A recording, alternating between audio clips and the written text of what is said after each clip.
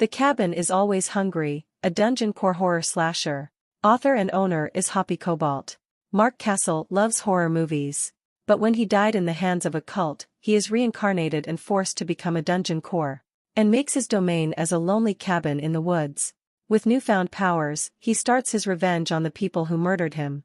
Utilizing all the tropes and monster manuals of his favorite horror books and movies, Mark sets up a simple rule: lure unwitting victims into the cabin, kill them off one by one, and feed his core with their souls.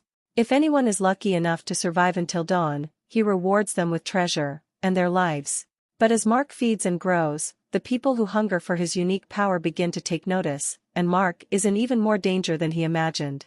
The Cabin is Always Hungry is a dungeon core horror slasher and progression LitRPG with brutal deaths, dozens of horror movie-inspired monsters, classic horror settings, and tons of red shirts. Fair warning, mind the violence and gore tag. They are there for a reason. The Cabin is Always Hungry. Nightmare Suburbia. Part 1. The darkness stirred, and I called out. I couldn't remember how I died, only the pain that almost caused me to black out and the confusion that followed. The darkness awaited me, it was all I had ever known since I awoke. It was constantly stirring, silent, and unbroken, an expanse of infinite horizons. I called out nonetheless, hoping for someone to answer back. How long had I waited? Weeks? Months? Decades? Without sight. Without hearing. Without feeling. It's all too much to take. Hard enough to imagine that this must be the afterlife and that I must be dead. I hadn't eaten anything for a long time, and still, I breathed the same. I felt the pulse under my jaw, on my wrist. I'm still alive. Barely. I wouldn't call this living. I looked down at my body. I was still wearing my school clothes, a white t-shirt, a brown jacket, dark blue jeans, and black shoes.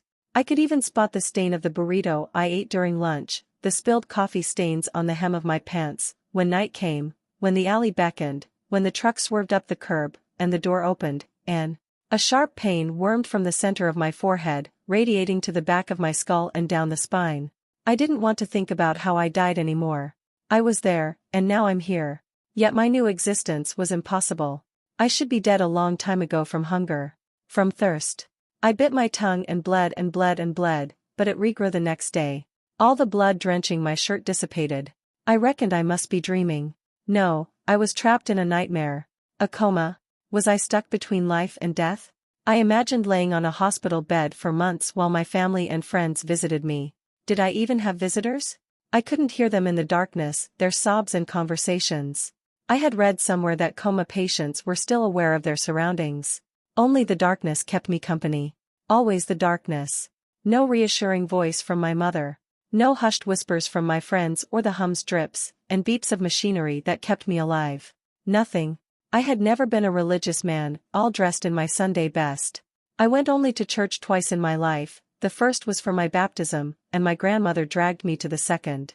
Perhaps I shouldn't have shunted it away. Maybe then heaven might be real, and this was hell. Maybe purgatory? I hoped I'd run into another soul trapped like me if I walked far enough. I didn't find anyone. I prayed. That never worked. I cursed and screamed. That didn't work, either. I bargained, but no one took it. So, I waited. And waited. And waited. I was a lonely flame in the darkness, and I had forever. Until someone blew out the light and saw everything. Standing at the glade's edge, I saw my own naked corpse lying on the ground, a grotesque semblance of its humanity. My eyes were hollow, the organs floating inside a jar stained red, sitting north. My ears were sheared off, floating inside their own jar to the east. The tongue got ripped out, entombed in another jar to the south. And the nose was torn off, again in a jar to the west. Etched upon the damp earth were the painted glyphs of some demonic ritual. Candles illuminated the dark forest. The air hung heavy with the acrid scent of death, urine, and feces as the moon's pale glow seeped through the gnarled branches overhead. The night was a mere inky backdrop against which the ritual symbols danced in vibrant defiance. Around my body were 7 figures, 4 men and 3 women. For a bunch of demon-worshipping killers, I didn't expect them to be like some upstate suburban parents in a midlife crisis, off to see their kid at a football game. No robes. Just a bunch of puff jackets, khakis, and basic tees. The 2 men crouched beside my body had just finished slicing through the torso and abdomen, disemboweling it, while the others chanted a strange language I had never heard before. I screamed. I wanted to tear them apart but could not move a muscle against them. I couldn't raise my arms to strike them down. Stop! I howled, my voice cracking with desperation. Stop! Stop! Stop! But my empty pleas resounded through the air, and the merciless butchery persisted. They couldn't hear me. They weren't even aware I was there standing amongst them. The knives continued their relentless dance, slicing deeper, extracting the heart from the ribcage. The gruesome trophy raised triumphantly, a perverse exhibition that made their chants louder. I'm dead. Dead. Dead. Panic clawed at my sanity as I scanned my surroundings, desperately searching for a way out of this waking nightmare. I stumbled into the dark woods, every step taking me farther yet inexplicably leading me back to the glade. The maddening loop of my torment played out endlessly, mocking my feeble attempts to elude the horrors unfolding before my eyes. Unable to bear it any longer, I put my hands to my ears, a futile attempt to block out the sickening symphony behind me. The wet and hard schlick of the garden shears opening up my ribcage to plunder the remaining organs assaulted my senses. This is a nightmare, I thought, a twisted figment of my tortured mind. I resorted to desperate measures, pinching my own flesh, breaking an arm, and crashing my skull against the trunk of a nearby tree. But no amount of pain could stop the horror, unyielding and all-consuming. They were at it for about an hour when the youngest woman of the group, long blonde hair tied into a ponytail, looking more annoyed that it was taking too long, marched toward the two men and handed them an odd-looking stone. She and the second man desecrating my corpse returned to form a circle around the man who pried my heart out. I pegged him to be the leader. The leader walked and stood by the northern end, right underneath the jar where my eyes floated, raising the translucent gem high in the air. They recited another long chant. I stood up from where I hid. My legs and feet had a mind of their own, and I found myself walking toward the gem like a moth to a flame. As I stumbled forward, the world infinitely became smaller, suffocating, seemingly blurring into a tapestry of haze. I didn't like it. The air clung to my skin, heavy with an unspoken tension that prickled at the edges of my consciousness. Run, run, run, you idiot. Get the fuck out of here. But there was nowhere to go, only the dark gathering in the periphery, waiting hungrily. I could see the leader's features more clearly now that I was closer to the bonfire. He almost looked like a name. I remembered a name.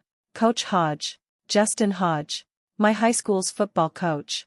What are you doing walking alone in the middle of the night, Marky? Coach Hodge asked me once, a truck parked by the curb, window rolled open. I couldn't remember when this memory occurred. I couldn't remember why I was walking home alone in the first place. Do your parents know you're out? Don't tell them. I remembered saying. They don't know. Please. I live a few blocks from here, coach. I'll get right home. Come on, kid. Get in. I'll give you a ride, at least. I hesitated. It's just close by. I don't want to bother you. Nonsense. You still got a mile to go. And I can smell vodka from here. Get in. I'll get you home before your folks notice you're gone, maybe get the stench of alcohol off you. Okay. Thanks, coach. No problem, kid.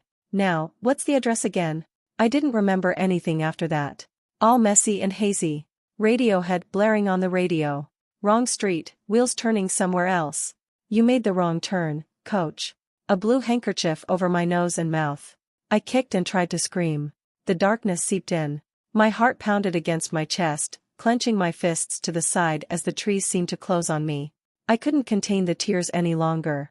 Every nerve ending crackled with searing energy, propelling me to tear Coach Hodge's throat out. No. A voice. Distant. Hollow. The gem. Touch the gem. At first glance, the gem appeared unassuming, its size no larger than my fist. Its smooth and polished surface betrayed no hint of what it contained. Yet, upon closer inspection, tiny cracks meandered across the gem, like spiderwebs spun by invisible hands.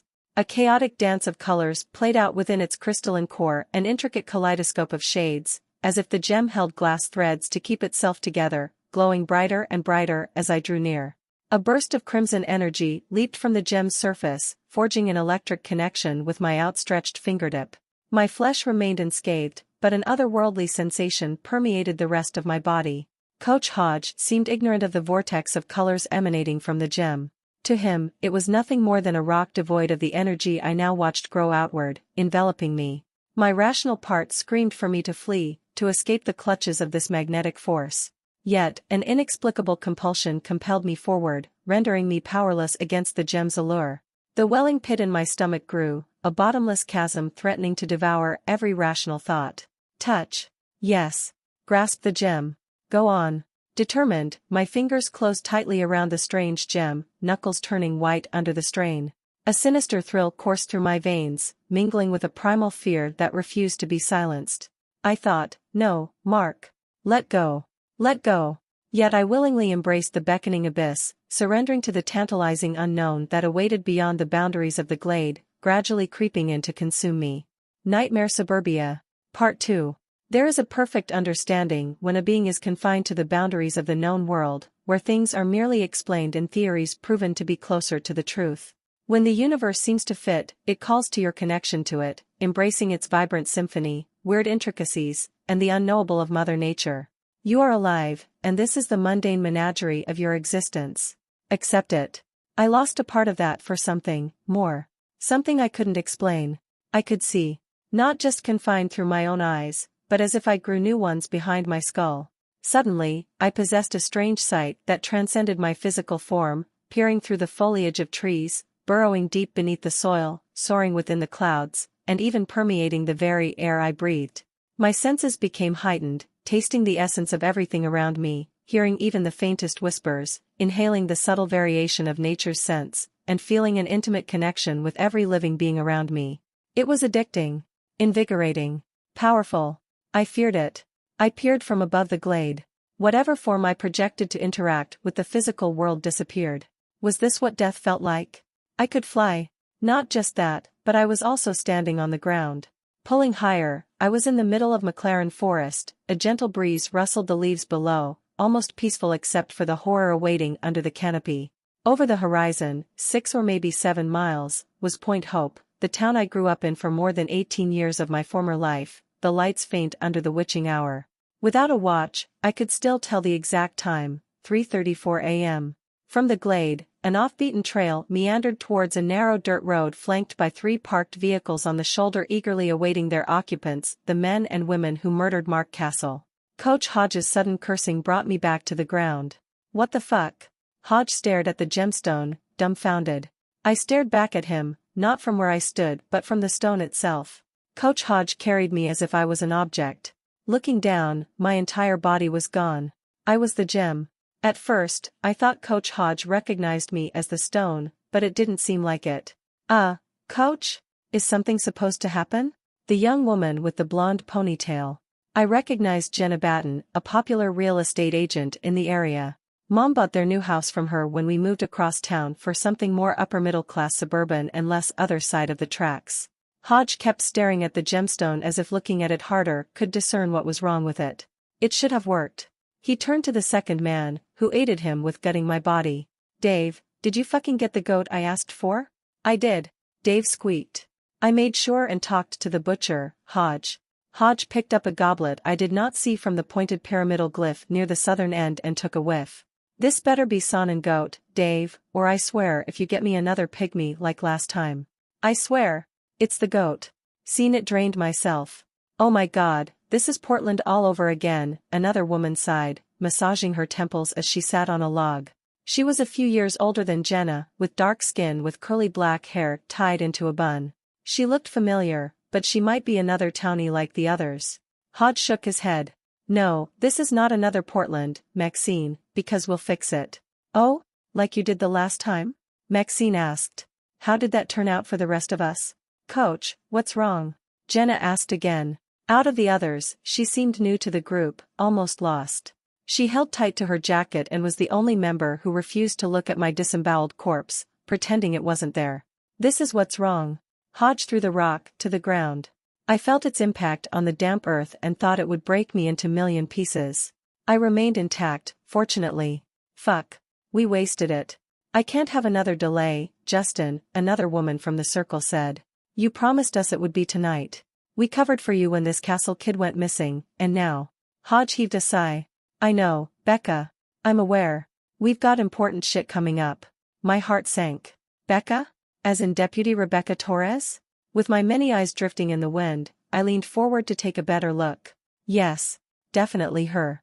So, that's it. The ritual's a dud? A heavyset man in his 50s leaned against the trunk of a nearby tree. For fuck's sake, Hodge, we killed that kid for nothing. I recognized the voice immediately, Kirk Gamble, my English teacher. Probably the only adult in school I had a good relationship with. I took all the English electives Mr. Gamble taught each semester. He never repeated a course every other year, just because I liked the guy, an uncle I never had. And Mr. Gamble watched while Coach Hodge and another stranger butchered one of his students. I almost burst into tears again. Blame Dave, Kirk, Maxine huffed. It's not me. I swear. I have the receipts in my car if y'all ungrateful motherfuckers keep accusing me all night. Quit yapping, Dave, Hodge spat. I'm trying to think. It's getting late, Maxine said. I said I'm thinking. Hodge shouted. A pause. Fuck. Rebecca stepped forward. She had enough. Okay, we're going to bury the body as clean and as fast as possible. Leave this glade like we're never here. The rest of you burn the clothes you wear. Don't just dump it in the trash and forget about it. Maxine rolled her eyes. I just fucking bought these, she muttered. Rebecca ignored her comment. And make sure you scrub your shoes clean. If you want to burn it, too, that's fine. You got that, Max? Maxine gave her a thumbs up before turning it into the middle finger. Rebecca turned to Hodge. What about you, Hodge? Yeah? It's over, right? The ritual didn't work? Hodge glared at Dave again before regarding the gem in his hand. Yeah, didn't work. Rebecca nodded. Okay. We all know the drill, so get to it. That also means you, Jenna. Get the tarp over there. That's it. Bring it over to me and help me with the legs. Don't think about the blood. I don't want to clean up your puke. That's evidence. They were surprisingly efficient, taking down the candles into black plastic bags, shoving the trinkets they splayed on the ground around the glyphs, and burying the rest, anything to do with me, inside a body bag. It was clearly not their first time, and I shuddered from the horrible thought of how many people they had killed for their past rituals. As they got to work, I quickly realized what this ritual was for. Money. Everything was about money, as always. The typical making a deal with the devil sort of situation. Jenna wanted success in her real estate business. Rebecca wanted to become Point Hope's new sheriff. Coach Hodge wanted the state championships for the football team and a contract to coach the big leagues in college. Dave wanted a promotion from his job in a law firm. As for Mr. Gamble, well, he just wanted to get rich. Same as Maxine. Kirk recently went through a divorce, and he wanted a ton of fuck you money after his wife cleaned him out. Maxine wanted as much success as possible with her multiple business ventures as an influencer for wine and organic produce. She owned a vineyard near town. Alvin Jones, the seventh figure in the clearing, was a complete enigma. He was a towering man of about 6'6", pale and muscle-bound, looking like he could rip someone's head off with one punch. Like Jenna, Alvin was also new to the group, but Hodge already warmed up to him more than the young woman. Alvin quickly picked up my corpse, and though the others were a bit more chit-chatty, letting it know how disappointed they were that the ritual did not work, the tall man said nothing, even when Mr. Gamble asked him what he would miss out until they found a suitable replacement. It would take weeks, maybe months, of scouting for the right essence, young and with an amplified soul, whatever that meant. From what I could glean from various conversations, an amplified soul was a random universal fluke. You either chanced upon it or didn't. They just got lucky, they had one on their back door, me. I clenched his phantom fist harder. All those years hanging out with Mr. Gamble was all an act. The stories we told each other that we bonded over were never real. All in the name of scouting my soul for this moment. I watched as they rolled my corpse like a fucking burrito around a tarp, and then they marched deeper into the woods where they buried me. At some point, Kirk picked the gem up. After burying me in a shallow grave, they marched back to their vehicles in silence. They only had a couple of hours left before dawn. Hey, wait a minute. What do we do with this? Kirk asked, raising the gemstone in his hand. Get rid of it. It's tainted, Hodge said. I stiffened. Don't throw me away. I didn't know what would happen if I were alone in the woods. Just like that? We'll just throw it away? Do you know how much this cost? I shelled out $3,000 for this. I don't know, Kirk.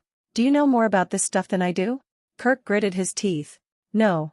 I got the book, dumbass. I've been at this for 3 years, and you didn't complain when I got you fucking tenured last summer.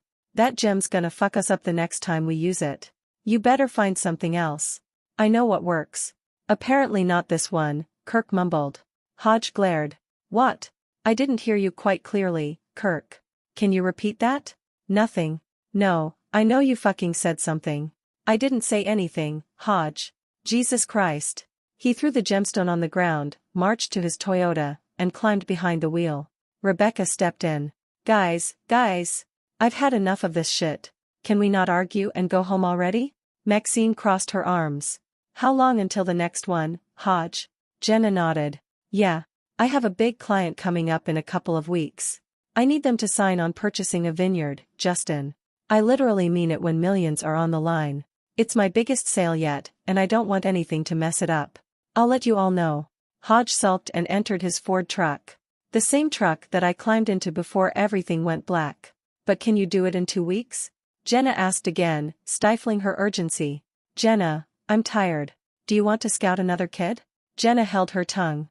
Yeah, neither do I, but since everyone thinks I'm the one that should do it, you're gonna have to wait. And Dave, pick that thing up. He pointed at the gem. You know what to do with it. As for me, I'm getting the fuck out of here and going back to sleep.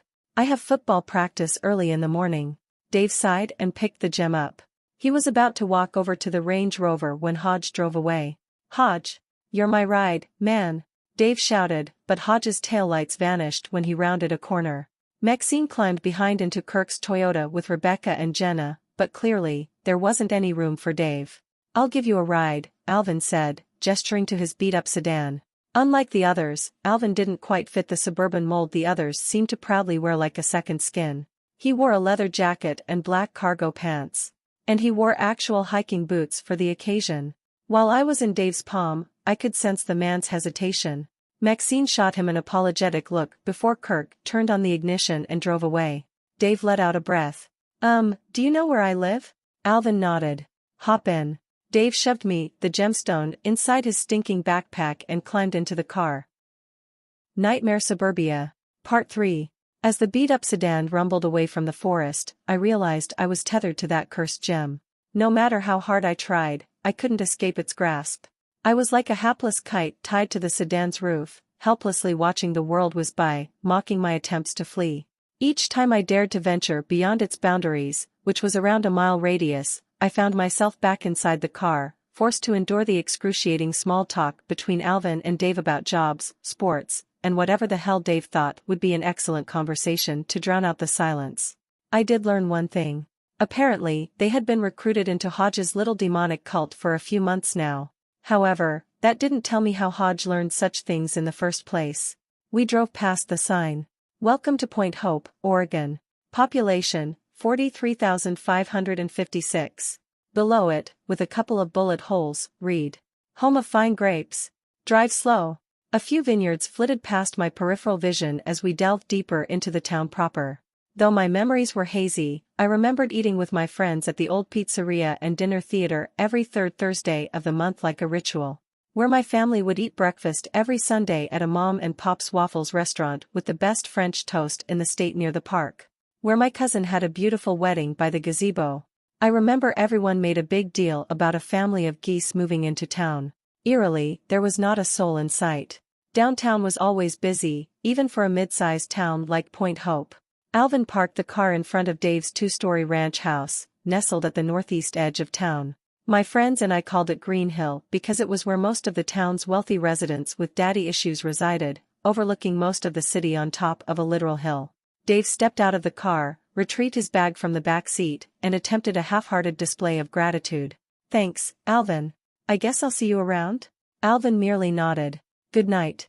Dave grinned and replied, or should I say, good morning? Alvin didn't laugh. He pushed the button from his side, rolling the window up before driving away, leaving Dave dumbfounded. Dave dropped his smile. Asshole. He walked toward the front door and entered the house. The first thing Dave did when he entered the house was casually strolling into the bathroom, humming an Eminem song, strip everything he wore, and dumping them inside a black plastic bag. He then hopped into the shower, stayed there for almost an hour scrubbing every inch of his flesh, rinsing his hair and body with shampoo and men's body wash 3 times, and even cleaned his fingernails with a toothpick. Despite the circumstances, he displayed no signs of urgency, just another routine he had done many times. Then, Dave entered the basement and dumped the plastic bag into the incinerator. Only a few houses now have these, but I reckoned that Dave built it for this special occasion. How long had Dave and Hodge sacrificed people for their greed? Hodge mentioned it had been 3 years. How many bodies did they go through to get Dave this lovely house? A well-paying job? This prominent reputation in the community, living in the affluent side of town? When I passed by the hallway earlier, I noticed a portrait of Dave's good-looking family. A beautiful wife. 2 kids. 1 boy. 1 girl. I instantly recognized Xavier Yates, a junior from McLaren High who played baseball and mostly kept hanging out with the douche canoe squad. The girl must be Vivian. Sometimes, I'd often see her in the library, and she mainly kept to herself, unlike her brother. I didn't even know that Dave was their father, and I wondered if Dave's family knew that all of this money came from the children he killed. Using my many eyes, I floated through the walls and headed to the house's 2nd floor. The children were sleeping in their respective bedrooms. Xavier was a loud snorer, and Vivian had those whale sounds reverberating from the portable speakers at the end table. Heavy sleepers, I thought. They never woke up while their father tried to get rid of the evidence of my murder. I couldn't find his wife anywhere. The master bedroom looked unslept. Suddenly, I felt Dave fish me out of the backpack, contemplating whether to throw me in the incinerator. Shit. In a split second, I snapped back my consciousness into the basement, into the stone. I desperately tried to find a way out but couldn't move. I was just a dumb, stupid rock stuck at the mercy of a fucking killer. I couldn't even shout for help or for him to stop. I tried running through Dave with my floating consciousness. Maybe I could possess him? But it just gave me a fucking massive headache, and I never wanted to do that again. Dave felt nothing. Not a flutter in the wind or sensed a presence in the basement. The way his hair rose at the nape of his neck when he sensed he was being watched, none of that. Dave strode toward the incinerator, ready to throw me inside. That's when I noticed a slight shimmer at the bottom left corner of my vision. I focused on the glow, and everything around me suddenly slowed into a nanosecond crawl. The shimmer expanded. Core. Dungeons, inaccessible. Monsters, inaccessible. Traps, inaccessible. A prompt. What the hell is this? There was no doubt about it. A prompt. Like a menu from a video game? I was stunned momentarily, trying to wrap my head around this new development. Yes. It was exactly like a game. What the fuck am I? Am I in a simulation? I tried clawing my eyes and prying the device off my head, but I felt nothing. Only the core was accessible to me, and it took a moment to learn that if I focused on the word again, I could click it and drop more information about the tab. Core, Mark Castle. Rank, Z. Power, current, 5/5. Defenses. Heat surge. Heat your body and protect yourself. Perfect opportunity for a distraction or an escape. Duration, 6 seconds. Offenses. Mind shock. Stun your enemies with a static zap. Duration, 6 seconds. Telekinesis. Move an object or a creature more than 10 feet in a 3-dimensional space. Duration, 6 seconds. Movement. Levitate. Move your core no more than 10 feet off the ground, allowing you to move horizontally or vertically for the duration. Duration, 10 minutes. I realized these were my abilities exerted through the gem, but I had no idea how to access them. Come on, come on. Concentrate. Time around me gradually began to speed up again, and I was running out of time. I focused on heat surge, straining my mind against those 2 words, compelling them to work, and willing the gem to heat up. I quickly noticed the power prompt near the upper tab and how I currently had 5. Maybe if I. Once I drew a mental link between power and heat surge, Dave suddenly yelped. Shit. I fell to the ground, skidded, and rolled under an old couch. Power, 4/5. Dave clutched his hand, mouth agape, and stared at the couch. The fuck? I can't believe that worked. I wanted to holler. I saw my power go down by 1, which meant using one of the abilities would drain it. I had 4 left. Dave's heart raced as he approached the couch, his footsteps slow and deliberate. He bent down, lowering himself to a crouch, and cautiously angled his head to peer into the darkness underneath, which hid me from his line of sight.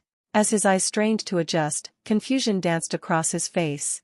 His brows furrowed, questioning whether what he felt was a figment of his imagination. Shaking his head, his fingers reached into the darkness, searching for any trace of my presence, desperate to grasp my body. He hesitated briefly as if bracing for the searing heat again. He was getting closer. I lashed out with telekinesis. Like a phantom gust of wind, it surged from within the gem, rippling through the air with an electric charge. The force collided with Dave's outstretched hand, propelling him backward with unexpected ferocity. It sent Dave hurtling across the room, his body flailing. The force of the blow jolted him off his feet, his back crashing against the lally column 10 feet away from the couch and almost tipped over the industrial storage cabinet behind him. Dave groaned in pain, struggling to regain his breath. He stood up, wobbling unsteadily on his feet, and stumbled over to an old table where he had left his phone. He cautiously glanced over the couch, making sure not to go near it. Then, he grabbed his cell phone and dialed Hodge's number. Hodge didn't pick up after a few rings, and it went straight to voicemail. "Hodge, call me back. Something's fucking wrong with the gem, man. You gotta get to my house. Now. I don't know what to do." He ended the voicemail. His eyes darted from the couch to the stairs. Was I still here? He probably wondered. He had to get closer to the couch to get to the stairs. I was reeling for a way out myself. Obviously, I shouldn't let him up the stairs. Who knows what he had up there he could use against me? Some demonic spell to contain me? To destroy me? I didn't know how capable David Yates was of magic, but I didn't want to find out. I only got 3 powers left. He slowly walked toward the couch, fearing that if he made any sudden moves, it would trigger my telekinesis. He crept forward, careful not to make a sound, until he was only inches away from the stairs. With a sudden burst of speed, he ran up the steps, heart pounding, taking them 2 at a time. The basement door was wide open, and he reached out. The door. I grasped telekinesis again and slammed the door shut just as Dave reached the upper landing and halfway through the door frame, striking him square in the face. With a strangled yelp, Dave clutched his broken nose and stepped back. I still had a few seconds left with telekinesis, and I pulled his shirt down toward me. He felt his body tilting dangerously over the edge, and he tried to correct it, but his right foot missed the fist step entirely and slipped. His arms flailed in a futile attempt to regain control, but it was too late. The world around him became a blur as gravity yanked his stumbling form. Dave tumbled down the stairs, the clash of flesh against wood reverberating through the confined basement. Thud, thud, thud, thud. Then silence, broken only by Dave's ragged breaths as he lay on his back, crumpled at the bottom of the stairs before passing out. Nightmare Suburbia. Part 4. Blood trickled down Dave's cheek and splattered onto his shirt. Blood soaked his hair from the gash where he smashed his face as he tumbled down the steps. His right leg bent in an odd direction. My vision blurred. I couldn't believe I had done this. I might have given him a concussion, but Dave was still alive. Barely. His phone lay 3 feet to the right, its shattered screen mirrored the damage I had inflicted. It still worked. Someone texted him. "Ashley, wife, answer. Flight got delayed by 1 hour. I'll be home a little late. Don't pick me up at the airport. I'll take an Uber. Love you." I didn't know how long I stood there, staring at Dave's unconscious body, still numbed from what I had done and what I was capable of. My stomach suddenly growled. I was so hungry. The feeling came out of nowhere, but it was all I could think about as I stared at Dave. I must have been too distracted by all that had transpired. Everything was happening so fast. Did the gem require nourishment? Do rocks even need one? How would I eat? These thoughts swirled in my mind while I stood there motionless. I decided to use my powers. Maybe I could figure out more about my abilities if I used them. But first, I needed some food. And water. My thirst was becoming unbearable. But the other 3 tabs were still inaccessible, and I wondered what they meant about dungeons, monsters, and traps. From the words alone, they didn't paint a pretty picture. If I could move people and objects around and levitate, I shuddered to imagine what was behind the monsters tab. The sudden jolt of the water pipes pulled me out of my thoughts. The children were awake, getting ready for school. An hour after I knocked Dave unconscious, Xavier and Vivian prepared their breakfast in the kitchen. I spied with my many eyes like a fly on the wall. "Hey, Viv. Did you hear Dad come home last night?" Xavier asked, taking a bite out of his toast. Vivian wiped her mouth with a napkin and nodded. "Yeah, I think so." "When?" She shrugged. "I don't know. It was late." Xavier nodded. His eyes darted to the ceiling before he walked out of the kitchen, went up the stairs, and checked his parents' bedroom. He found it empty, just like I did. With a sigh, he went back to the kitchen. "Dad's not home," Xavier said. "Maybe he went to pick up Mom. Isn't she due back from the conference today?" Xavier nodded. "I don't know. Something's bugging me." Suddenly, Xavier looked in my direction. I froze. I thought he could see me for a second until he shook his head and finished his breakfast. Well, since he's not here, I'm driving us to school, Xavier said. Mom's car? No way. Yep. She told me I could. Vivian narrowed her gaze and chuckled. You're lying. She never even allowed me to drive it. Oh my god, Viv. She did, okay? Dude, you wrecked your car 3 months ago. Mom did not tell you to drive hers. Would you rather ride the bus? Vivian pursed her lips. Okay. Fair point. Xavier grinned. Come on. Finish up. What? This early? I like school. Yeah, right. You want to get there because Carly's in publications. And their meetings are like 7 in the freaking morning, Vivian teased. Whipped. I'm gonna pretend I didn't hear you. Xavier fished out the car keys from the bowl near the front door. Vivian wolfed down her sandwich and gulped down the orange juice. She quickly followed Xavier into the garage. They stopped, staring at their father's BMW. Wait, Dad's home. Vivian muttered. Leave, I wanted to say. Just go. Get to school. Your dad's not in the house. Coach Hodge picked him up last night, remember? Maybe he's not back yet, Xavier said, walking up to the Escalade. What the heck are Dad and the coach doing that they're out until morning? Xavier shrugged. Probably drinking. Dad doesn't drink, Zav. Xavier paused, regarding the garage door again. He looked like he contemplated checking out the house again. Suddenly, his phone chimed. He pulled it out of his pocket and stared at the screen before a wide smile crept on his lips. What? Vivian asked. Nothing. It was Carly texting him. She was one of the most popular girls in school.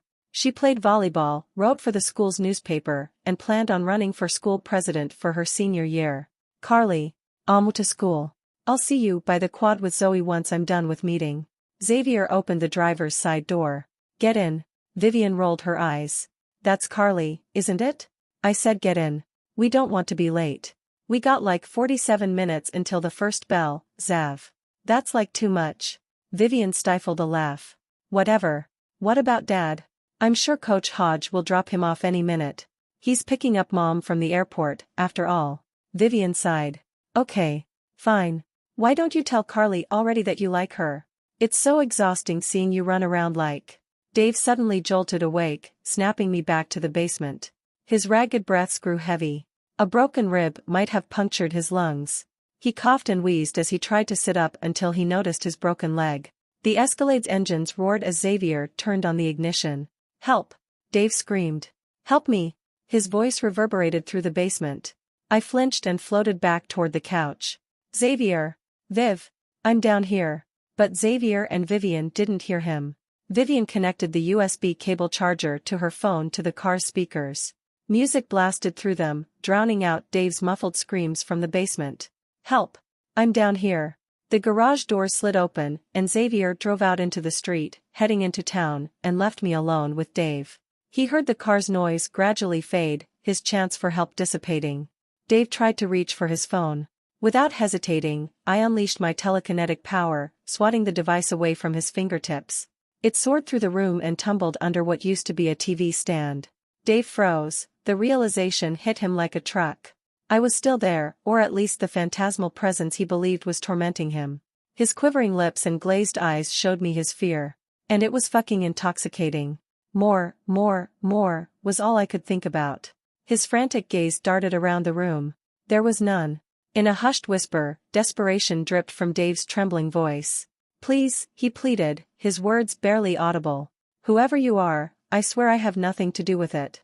It was all Hodge. Justin Hodge. Please. He summoned you. Not me. Ah. He believed I was a demon. I could see his mind click into place. He probably thought his fiendish little groupie managed to summon an angry citizen from below. And now it was taking his frustrations out on him. I swear I had no part in it. I don't even know how to do magic. It was all him. So, please, just let me go. Let me go. Anger welled inside me. Were those tears? Unbelievable. After the unspeakable things he had done, he dared to cry and beg for his own life. Bullshit. What about mine? Did he stop to think he was murdering a person? I had a life, and now it was fucking gone. I lost everything. What about my poor parents? They had been worried sick while I was missing for days, now rotting in the woods, waiting to be found. He just murdered me a few hours ago, and now he wanted mercy? My mercy? The sheer balls of this man. Please. I have a family. He choked up. Power, 2/5. So do I, asshole. I cried out. Fuck you. Grasping, telekinesis, I dragged across the cold, hard floor. He thrashed and yelled, his cries echoing through the dimly lit space. Finally, I released my grip on him near the lally column with a resounding thud. With seconds left to spare with my power, I pushed the heavy industrial storage cabinet over. And on top of his head. Dave's eyes widened with terror as he realized the danger he was in. His broken leg immobilized him. He raised his arms in a last-ditch effort to defend himself, but the feeble gesture proved useless against the cabinet's weight. These heavy industrial storage cabinets could weigh almost 250 pounds, some even more. The cabinet groaned and creaked as it teetered on its edge and bore down on him. No. No. Dave made a high-piercing screech that lasted for a split second when his elbows snapped and bent unnaturally, the sickening sound of bones breaking punctuating the room. Skin tore, and blood mingled with the cold floor. With a sickening squelch, the cabinet crushed his head mid-scream, nearly severing his head. Only his lower jaw and a row of perfectly nice teeth remained. His body twitched. His other unbroken leg jerked erratically before it subsided. My insides churned with a nauseating mix of horror and disgust. But I had no mouth, and all I was left with was this nauseating aura, and I had no way to vomit and get rid of the exasperating feeling. I killed him, I thought, disgusted. I fucking killed him. I stared at Dave's lifeless body for a long moment. It didn't seem real. Maybe I imagined it. Maybe I hallucinated all of the bullshit, and this was hell, everything was my punishment. I expected a camera crew to come out and tell me it was all a prank. A huge, fucked up, elaborate prank. I wanted to cry. I really did. But no tears came. Not even a strong pull welled deep in my gut, bringing down my heart. I just stood there, or rather floated there, frozen like a fucking idiot. I killed a person. Shouldn't it affect me more? But all I could think about was how fucking hungry I was after. Food. I needed food. I needed to eat something. Anything. Then I noticed that Dave's body emanated this faint reddish glow. Wisps licked from the corpse, hanging mid-air before dissipating. I could taste in the air its enthralling allure. I was drawn to it. Or rather, the gem was. I needed it. Using the last of my power, I rolled out from under the couch, levitated 5 feet off the ground, and moved closer to Dave's body. The moment I drew near, the reddish wisps instantly melded into my aura, a euphoric trance that momentarily blinded me. As my vision returned, I was bombarded by several prompts all at once. Rank, Z, number 4987, number 4702. Power, 6/6. You received 100 crystals. You received 1 essence. You can now upgrade 1 core ability rank. Discovery, potential dungeon, the Yates Residence. Would you like to designate the Yates Residence as your dungeon? Nightmare Suburbia. Part 5. I blinked at the list of prompts flooding my vision. I've increased in rank and also replenished my power, increasing its maximum points by 1, when I absorbed whatever energy emanated from Dave's body. I didn't know what crystals and the essence were, but when I looked under the core tab, the 4 abilities glowed this forest green hue, telling me I could upgrade 1 to rank 2. Curiously, it felt like I was no longer starving for a few days, though my stomach still growled for more. As for dungeons, that took me a moment to wrap my head around. It's a game, I thought. At least it acts like one. Then, another intrusive thought forced itself in. I fed on Dave's body. Was that his fucking soul? Did I eat it and gain all these things? Is this how I'm going to feed myself from now on? By killing people and then siphoning their essence? Whatever this gem was, it followed specific rules. They are simple rules, by the looks of it. Garnering essence would increase my ranking and let me earn these crystals. Was 100 a lot or not?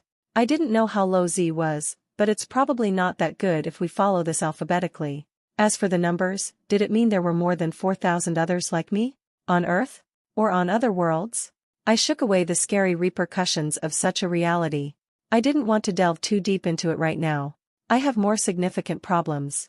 Turning the Yates Residence into a dungeon showed me anything could be a dungeon, including a bland and trite suburban house in the middle of boring small-town Americana.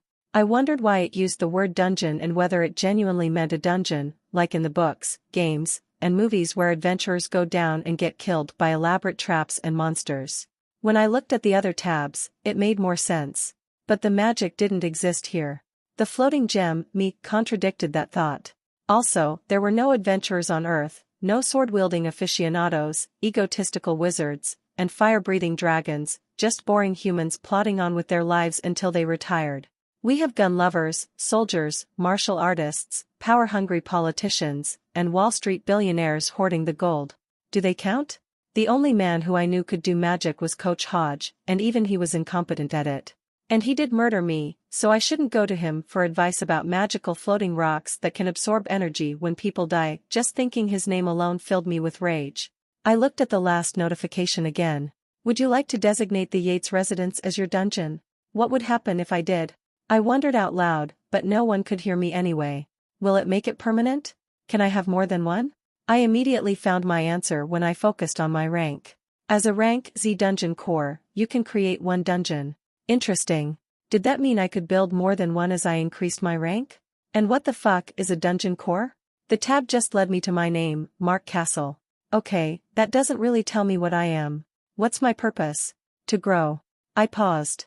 Wait, can I die? A dungeon core can be destroyed. I gulped. I'm starting to get in now. I build these dungeons around me to protect my core, the gem. Why do adventurers go into dungeons in the first place? To get to the center of it all, the treasures. And I am that treasure.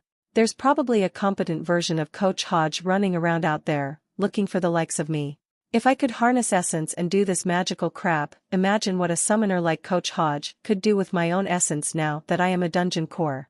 However, the Yates house is not the safest place to build a dungeon. It's too close to the town. Too close to the people. No, I needed somewhere isolated, a place where people wouldn't stumble upon me by accident all the time. Something like the McLaren Forest. It's the perfect hideout. It's close to the mountains with the town nearby, surrounded by an old-growth forest and hardly any hikers. Plus, it's a state park, so it's well protected from encroachment. No new housing development would suddenly knock at my front door. And there's an abandoned mine nearby. But how would I get there? Green Hill was situated in the middle of town, and I had to pass through many people and a few dozen popular establishments to get there. I reckoned they'd freak out seeing a glowing rock the size of their fist floating down Main Street. I needed someone to carry me there. Luckily, I had one that could be under my control. I could create monsters. A monster that could walk. A monster inconspicuous enough in the daylight, blending into the crowd. But without a designated dungeon, the tab remained inaccessible. I had to build the dungeon first to create the monster. Can I make a dungeon temporary? I waited, but no prompt showed up. I decided to reiterate my question. Let's try that again. Can I dismantle a dungeon that I created? Yes. And what happens to the monster? Do they get destroyed, too? No. I sighed in relief. Well, that's some good news, at least. The core and all of the dungeon's residents must seek another location or be destroyed. Is there a time limit? 2 days. I can work with that. Designate the Yates residence as my dungeon. The air suddenly crackled with eerie energy, and an otherworldly glow bathed the room in a hazy, arcane light.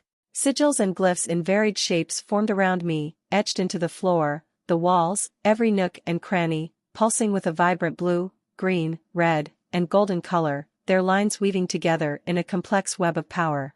I trembled as I opened my mind towards these pulsating sigils, feeling the raw energy coursing through the gem's surface. It wrapped around my body, coiling like serpents, as if testing my strength. As the energy surged, my senses heightened to an almost supernatural degree. The colors seemed brighter, sounds more apparent, and I could feel the very pulse of the world around me. My body felt lighter as if I could defy gravity itself, and a surge of confidence welled up within, pushing aside any lingering doubts or fears. I unleashed the torrential energy from the gem's heart. Arcs of crackling red lightning shot forth from me, illuminating the basement for a split second in a dazzling display of raw power. The air itself hummed with anticipation as the glyphs melded into the walls, the floor, and every object in the house. I could sense people. Humans. They walked around inside the other houses, doing their morning routines, eating breakfast, and getting ready for work and school. With the gem's radius, I could sense at least 93 people around me. You created your first dungeon. Unique location, small town suburbia. Rank, Z number 4702 number 3955. Power, 10 out of 10. You received 100 crystals. You can now upgrade 2 core ability ranks. Dungeons are now accessible. Monsters are now accessible. Traps are now accessible.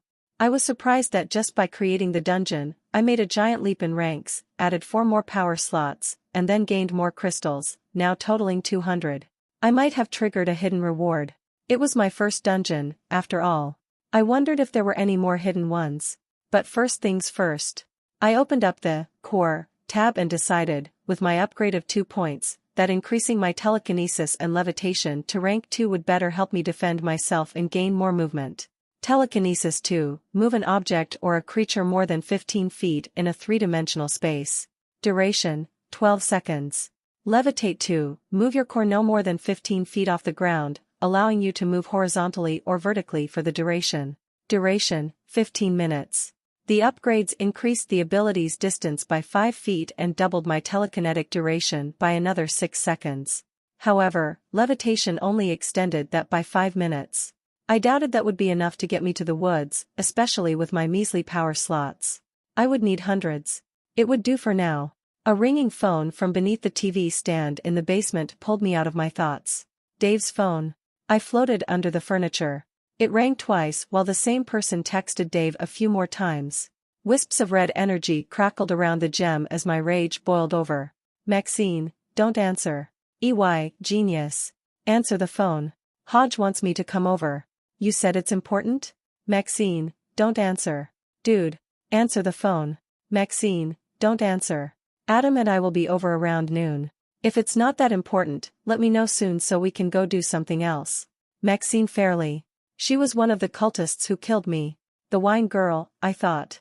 Her full name floated in the air once I whispered her name, and I could sense her presence on Green Hill. I can see them. The excitement filled me with a surge of purpose, and I sent my many eyes toward her residence, just at the edge of the neighborhood and a few blocks away from the Yates. She dropped her phone on the kitchen counter while working on her juice maker. She wore yoga pants and a sports bra, and clearly, she just finished working out in her personal gym. Hey Siri, remind me to call Dave the asshole in 1 hour, Maxine said. She then texted Hodge that she was going to Dave's house later. Adam, what time is your lunch with your parents again? She shouted. I flew toward the second floor's master's bathroom where a good-looking older man, closer to Maxine's age, was glued to his phone, sending a dick pic to a woman that was not Maxine. Just a sec, honey. I'll be down in a minute. This man Adam must be her husband. I floated back down to the kitchen, wanting to be petty by using my telekinesis and maybe ruin that fucking juice she was making and let all the sugar cling to her skin. However, nothing happened when I exerted the same force I did for Dave. Action nullified. You are outside the limit of the dungeon. Well, at least I found my limits. A beautiful home. A perfect job. Her own gym. A handsome husband. It boiled my insides how she benefited from the killing rituals. I remembered how bored she was when Hodge and Dave butchered me. I looked at the clock, which had just struck 9:30 in the morning, enough time to make this house cultist-proof, before her arrival. Nightmare Suburbia. Part 6. With Maxine and Hodge's little demonic cult fresh in my mind, I got to work. I opened the Dungeons tab, and everything unraveled before me. The Yates residence. Dread level, 4 out of 10, brutal finish, plus, new dungeon, plus, bloodthirsty core, plus. Crystals, 200. Essence, 2, David Edwin Yates, Yates residence dungeon.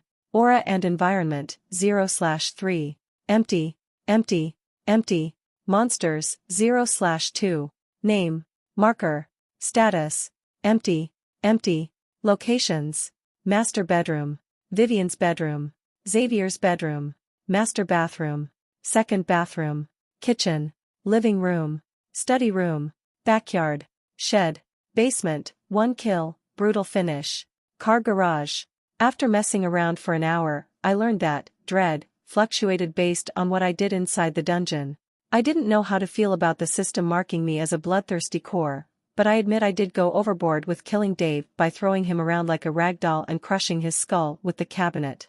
I also learned that it had a passive influence around the property, which fed on the dungeon's aura and environment. I happened upon it by accident. With my many eyes always active, I sensed someone outside the house, a woman walking her bulldog by the sidewalk. Her dog peed on the Yates' front lawn, and as I watched them curiously, she suddenly shuddered and snapped her head directly at the house. I could sense the hairs at the nape of her neck stood up, eyes warily glued to the residence. The bulldog looked directly at me and growled. The woman snapped out of her trance and gently pulled on her dog's leash. "Come on, Willow. Let's get back home." Still, the bulldog, Willow, didn't want to leave. She growled at me and barked at the house as if she could sense me standing 5 feet away from them. "Hey, what's wrong with you, girl?" The woman tugged on the bulldog harder. I floated closer to the dog, but she suddenly whined and backed away, tail tucked, and started running in the other direction. The woman, pulled by the leash, scrambled to follow her. "Hey, not so fast. Not so fast." She gave another wary glance at the house before walking away. "Weird," I muttered. My stomach growled again. "Oh, fuck you, too," I groaned. I had only absorbed Dave's essence 2 hours ago, but now it felt like my hunger was worse than the last time.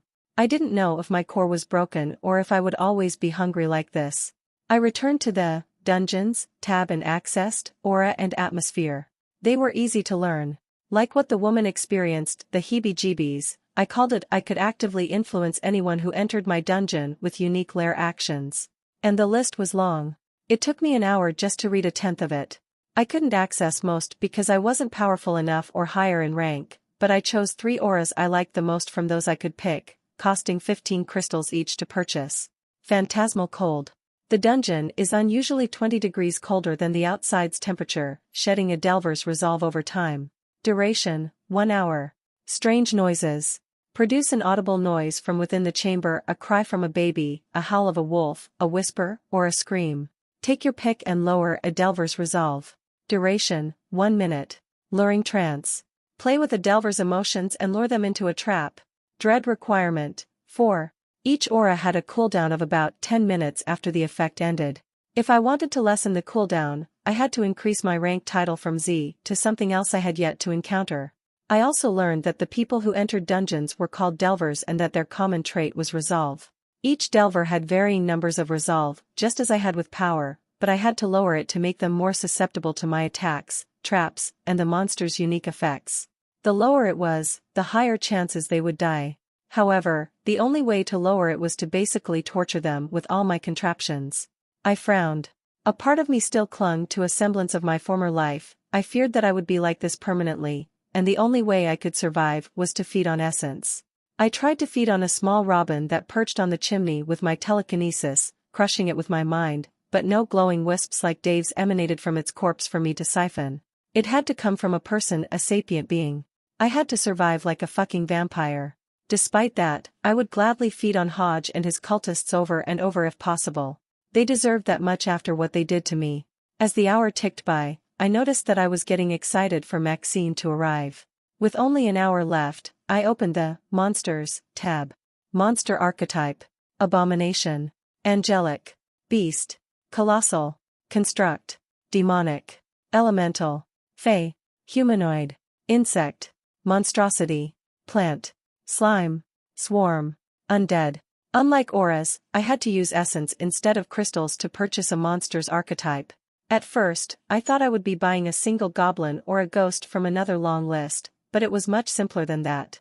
I could purchase an archetype using essence and mold that monster by trading in crystals based on a list of traits, for there were thousands, appropriate to the template. When I looked at the Beast template, one of the traits included Savage Maul, which meant a beast monster could maul a delver to death. For a construct, death machines, robots, and animated objects, included Plain Sight, which allowed them to blend into their surroundings more as inanimate objects. However, I was locked out from the more powerful monster traits because I was at a much lower rank, didn't have enough crystals, or didn't own the prerequisite traits. As rank Z, my monsters could only have 3 traits active at the same time. They gained more traits as I increased in titled ranks. I had 2 essences I could spare to create my monsters, one coming from Dave's body, and the other was a reward for building my first dungeon. Using Dave's essence, I chose the demonic archetype, planning to let loose a murderous demon on the fucking demonic cult. What poetic justice. Let them get a taste of their own medicine, I thought eagerly. Browsing through the listed available traits, I purchased my demon's first 3 for 50 crystals each, leaving me with only 5 left to spare. I added a temporary name for now. Possessing Demon. Dread score, 8 out of 10. Creature type, demonic. Cooldown, 1 week. Special traits. Possession asterisk. The monster possesses a delver's mind and body, using all the host's functions and abilities, while the host remains imprisoned inside you. The monster has total concealment.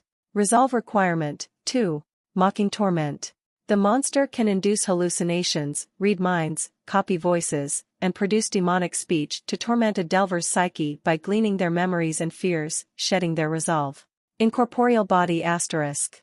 The monster has no physical body but can still be harmed by physical attacks. They can pass through solid objects like walls, interact with creatures and objects, move silently, and has an innate sense of direction to the next living creature. What's interesting was their dread score, which represented how formidable the monster was for a dungeon. Once the traits I had selected were put together, the system placed them at a higher score, which worried me for a moment. As for cooldown, once I summoned a monster and it died, I couldn't summon it again until after 1 week had passed. Again, increasing my titled rank should lower that time. I hovered over the asterisk, which I noticed from the traits, revealing more information about the effects on the demon and its victims. Possession. Paired with the demonic archetype, possession traits will inflict physical and mental trauma on the hosts over time. The longer the monster inhabits the host's body, or the more damage the demonic creature inflicts upon the host, will corrupt the soul and automatically drag them to hell once the monster breaks the concentration on the possession. Incorporeal body.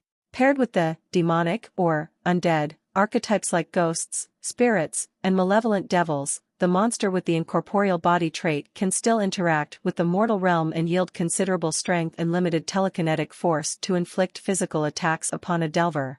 I didn't have enough crystals to create a second monster, so I saved my last essence for the future. I think the demon would be enough, I thought. With 5 crystals left, I purchased a rug trap for the exact amount, turning the Yates foyer rug into a temporary animated object. With these contraptions, I could set specific triggers like when a delver was 5 feet nearby or when the moment they touched the object. However, I put the rug's trigger to animate when a delver tried escaping the house. They're there to prevent anyone from opening the front door and running away to their car. With my dungeon fully realized, I hung back and ensured everything was in place. All my powers were back to normal. I realized they replenished by 1 per hour, but since I created a dungeon, it instantly upgraded my powers to 10 maximum. I made a note to reserve my power once Maxine was here. After all, I already had a monster to do most of my work. Okay. Let's bring you up. I summoned the demon. I thought there would be something fancier, like an incantation I had to do, but once I thought of my demon monster, it materialized in front of me as a billowing cloud of smoke with an acrid smell of rotten eggs and burning wood. I was nervous. I didn't know how they would react to a dungeon core or if I had to fight them to control them, but the cloud remained where it was, coldly staring back at me. Hi, I said. The possessing demon did not reply. Okay. I see that you're not very talkative. I wished that was in the description. The demon's cloud released a lick of flame. An idea formed. Do that again, but only for yes answers. Do you understand? The cloud released another flame. Oh, good. At least it wasn't dumb. You can't speak, but you can understand me. Another flame. All demons are not capable of speaking? No flame. I gave you mocking torment. Can you speak through that? No flame.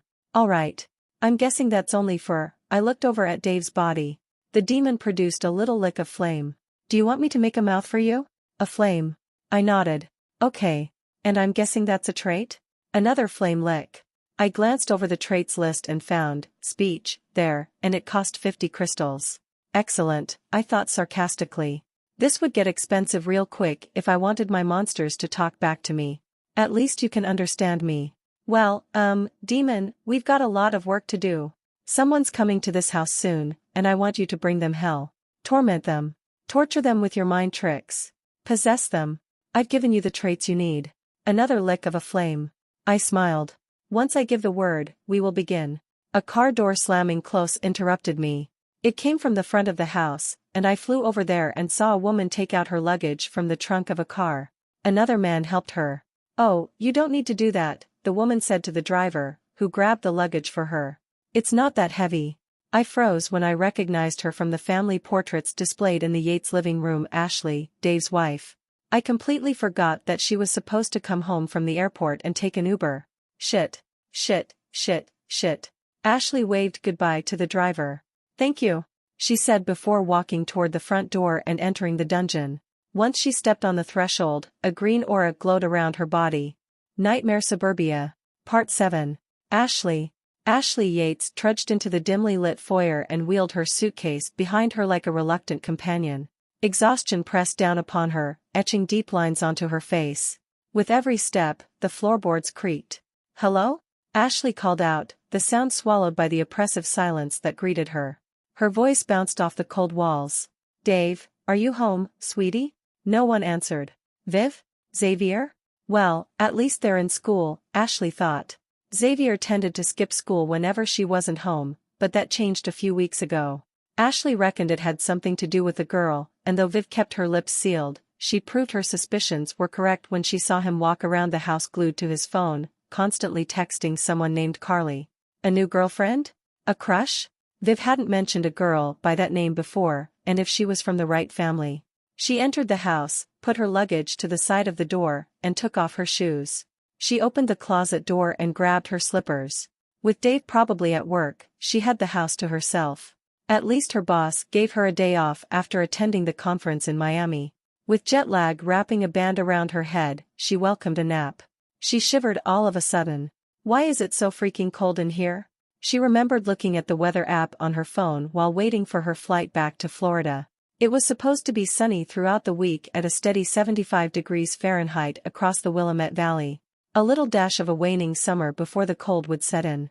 However, her house felt much colder than outside. She checked the thermostat, 65 degrees, the same temperature she had left it at before leaving for the airport. No, it was much colder than that.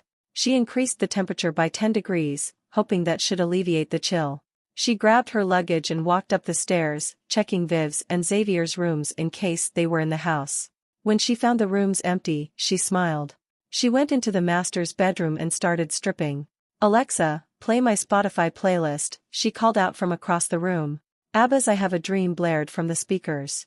It reminded Ashley of her and Dave's 12th anniversary, cruising on a ship around the Southern California coast, and this came on, sang by this gorgeous woman with a beautiful voice. They danced in the ballroom for what felt like hours. It was probably the most romantic date Dave had ever set up for her, and Dave was rarely the romantic type. A good change, especially after what we've been through these past couple of years. A few months ago, she almost lost her job and the house and was considering moving 3 states to a much cheaper city. But then that turned around when Dave won a raffle from a radio contest and got a massive bonus from work, and Ashley got promoted from her job with over 30 grand more than she expected. Even Dave was due for a promotion in a few days. With their crisis behind them, Ashley began focusing on her kids and health, proudly losing 24 pounds in 3 months since she bought some gym equipment with Maxine's help and started dieting. Dave had noticed the changes as well, and for almost 17 years of their marriage, they had never had such intense sex for a long time, multiple times a week. Ashley felt like she was back in her 20s. Even the kids' tempers had lessened over the past few months, gaining good grades, and Vivian's on a fast track for valedictorian if she keeps it up. And Xavier was getting scouted by several colleges to play baseball for them with a full-ride scholarship after he graduated the following year. Ashley hoped he would get it. Her family was blessed after all the hardship they had to endure. Her marriage succeeded from the brink of collapse. Her own children stopped hating her. Dave was sexually attracted to her again, and she found success in her work. Stripping off her clothes, she headed into the bathroom and looked at herself in the mirror. She and Maxine had talked about Botox many times over the past few months, and though Maxine was considering it, Ashley didn't know if she should, too. But since she lost all that weight, it did make her younger looking. But she hated her forehead and how her cheeks sagged a little from under her eyes. We have the money now for treatment, Ashley thought. A first visit wouldn't hurt. Maybe a consulting exam. Setting up her facial mask that she would put on later, she noticed something wedged behind the door. She picked it up and brought it to the light. It was a rag, and the stain on it looked blood red. I watched her pick up the rag with anticipation, and her eyes widened, her body faintly glowing from green to a lighter orange. Another thing about creating a dungeon was when a delver entered my domain, they were surrounded by an aura that only I could see. Green for full resolve, a delver was calm, alert, or relaxed, and I reckoned a lighter orange was the start of Ashley's shedding resolve. A glimmer of hope wormed its way into my gut. Please, I whispered. Call the cops, Mrs. Yates. Call the cops. Find my body. Maybe if I'm found, I can be free from this gem? Maybe, just maybe, I could see my family again. The demonic entity floated next to me, watching the scene unfold curiously. At least it followed my command not to attack Mrs. Yates, but I could feel its hunger growing. It wanted to attack. Wanted to take her. Wanted to lunge. But it held back. For now. Ashley dropped the rag on the sink, taking a step back. I didn't know if she was shocked to see it or concerned that Dave was hurt. It wasn't his blood. It was mine. Bring it to the cops. It's my blood, Mrs. Yates, I said eagerly. She grabbed her phone. Yes. 911, come on. I cried out. But instead, she dialed Dave's phone. His phone rang in the basement, but Ashley couldn't hear it since she was upstairs. It went to voicemail. Dave, I'm home, she said. She looked pissed, and my stomach dropped. Call me when you get the chance. We need to talk about something. Putting on her bathrobe, she grabbed the rag from the sink and scrunched it up. Then, she marched out of the room, down the stairs, and headed for the basement. Throughout all of this, I followed her closely. So did the possessing demon. She looked angry, muttering as she opened the basement door and walked down the steps. I was shaking, nervous that she would see the body. Dave's body, his head still crushed by the cabinet, was on the northern corner of the basement, hidden under a dimly lit cover. However, Ashley turned southward toward the incinerator and chucked in the bloodied rag. She took a deep breath and watched the piece of evidence of my murder burn into ash within a minute. Ashley was in on it. She knew. She knew what Dave had done. I could see it through her face. She looked offended that her husband left such damning evidence behind on their bathroom floor. She pivoted her heels and marched toward the stairs again, anger boiling. I readied a telekinetic attack once she saw the body, but she pulled out her phone again and decided to text Dave. She missed the body and continued up the stairs, still typing on her phone, its loud click click click following her. I could see it unfold before me. Once she sends that text, she will hear Dave's phone chime under the TV stand, and she'll return to the basement and check out the noise. Then, she'll see Dave's body. I didn't want her to find the body yet. Not with her resolve still high. Quickly, I flew toward the front door and used telekinesis to ring the doorbell. Ashley stopped texting, ears trained on the doorbell. She glanced over at the clock stamped on her phone, 10:04 a.m. She probably wondered who would visit them this early. She entered the kitchen and headed toward the front door. She opened it, but there was no one there. Hello? She called out. She walked out to the front porch in her bathrobe, looking around behind the bush to see if anyone was there, but found no one. She looked for a package just in case it was a delivery driver dropping off something, but nothing was left on her porch. I could tell that Ashley was a little freaked out. She walked back to the house and sent Dave the text. Luckily, she was too far away to hear the phone chime in the basement. When she entered the house, she shivered again. You gotta be kidding me, she muttered under her breath and strode toward the thermostat. Displayed on the screen was the same temperature she set it as. Is this fucking thing not working? She sent Dave another text. Thermostat broken. Home Depot tonight? She set the thermostat up a couple more degrees and returned to the stairs to shower. She turned the shower handle to warm. Okay. It's probably time I fuck with her head. I triggered, strange noise. Footsteps shuffled down the hallway, passing by the living room and letting out a child's laughter. Ashley paused, turned, and craned her neck from the bathroom door frame, watching the open bedroom door warily. She grabbed her bathrobe again from the shower hook and quickly put it on. Vivian? Xavier? Are you guys home? She asked, but no one answered. Aren't you supposed to be at school? If I catch you skipping class again, you guys are grounded. I watched her take the bait. She slipped out and walked toward the door. I still have plenty of juice left with strange noise, so I created sudden loud footsteps coming down the stairs as if someone was running through it. Ashley stiffened and kept the door ajar, her chest heaving forcefully. She had a direct line of sight to the stairs and knew no one rushed down on them. The demon floated next to me, waiting eagerly for orders. It wanted to join in. Not yet, I said. Wait. Ashley's aura switched to a bright orange. I smiled. That must have freaked her out even more. Hello? She called out. She couldn't help it. Is someone there? Dave? Suddenly, her phone rang, and Ashley jumped from the shrill noise. Fuck. Eat balls. She looked at the caller ID, Hodge. Steadying her breathing, she pressed the green button. Hodge, hey, she answered. What's up? Hey, Ashley. Did you just get home? Hodge asked.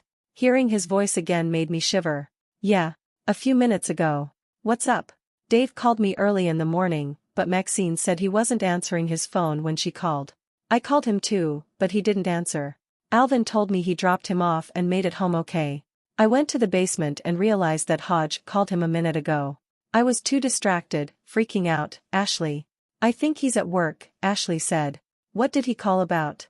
Something about the gem. That's all I got from the voicemail. The gem? The one Kirk bought? Yeah. What's wrong with it? Ritual was a no-go last night, and Dave brought the gem home to get rid of it. You got the incinerator? Ashley went rigid. Wait, Justin, what do you mean it didn't work? I thought you got everything ready. I don't know. It just didn't work, okay? Are you sure? Yes. I'm sure. Hodge sounded frustrated. But what about Dave's promotion? Look. I can't talk about it over the phone. Maxine's coming by your house in a few. Can you call Dave for me? Find out what he's complaining about? Yeah, of course. The incinerator was on when I got home. I think Dave may have used it before he went to work. Okay. Well, can you find the gem? Ashley nodded. I'll go down there. I'll call you back if I find it. Thanks, Ash. The others and I will come by after school. All right. I'll send Xavier and Vivian to go to the movies with their friends or something. Good. Wait, should I be concerned? Hodge paused. I'm sure everything's fine. Gotta go. Hodge dropped the call. Ashley walked out of the bedroom and tentatively climbed down the stairs. She listened to the house creak from a strong wind blowing outside, but with strange noise, already starting its cooldown, I couldn't produce another sound for the next 10 minutes. When she was sure that no one was in the house, she quickly headed straight for the garage, frowning when she found her car was missing. She promptly messaged Vivian. Ashley, did you take my car? It took a minute for her daughter to reply. Vivian. It was Xavier. Sorry, Mom. Ashley groaned and rolled her eyes. Fucking unbelievable. Then she noticed that Dave's car was still there. Ashley's aura turned darker orange as all the hairs stood up from her body. Dave must still be inside the house. He never left for work. The demon inched closer, eager to strike. Half a dozen flames licked from its billowing cloud. I realized it was excited, sensing Ashley's fear like a moth to a flame. Ashley dialed Dave's number and heard it ringing down the basement. She froze. I could see her mind clicking into place.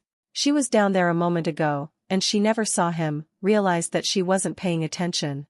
Using levitate, I hid my gem under the couch again and triggered telekinesis to shut off the lights.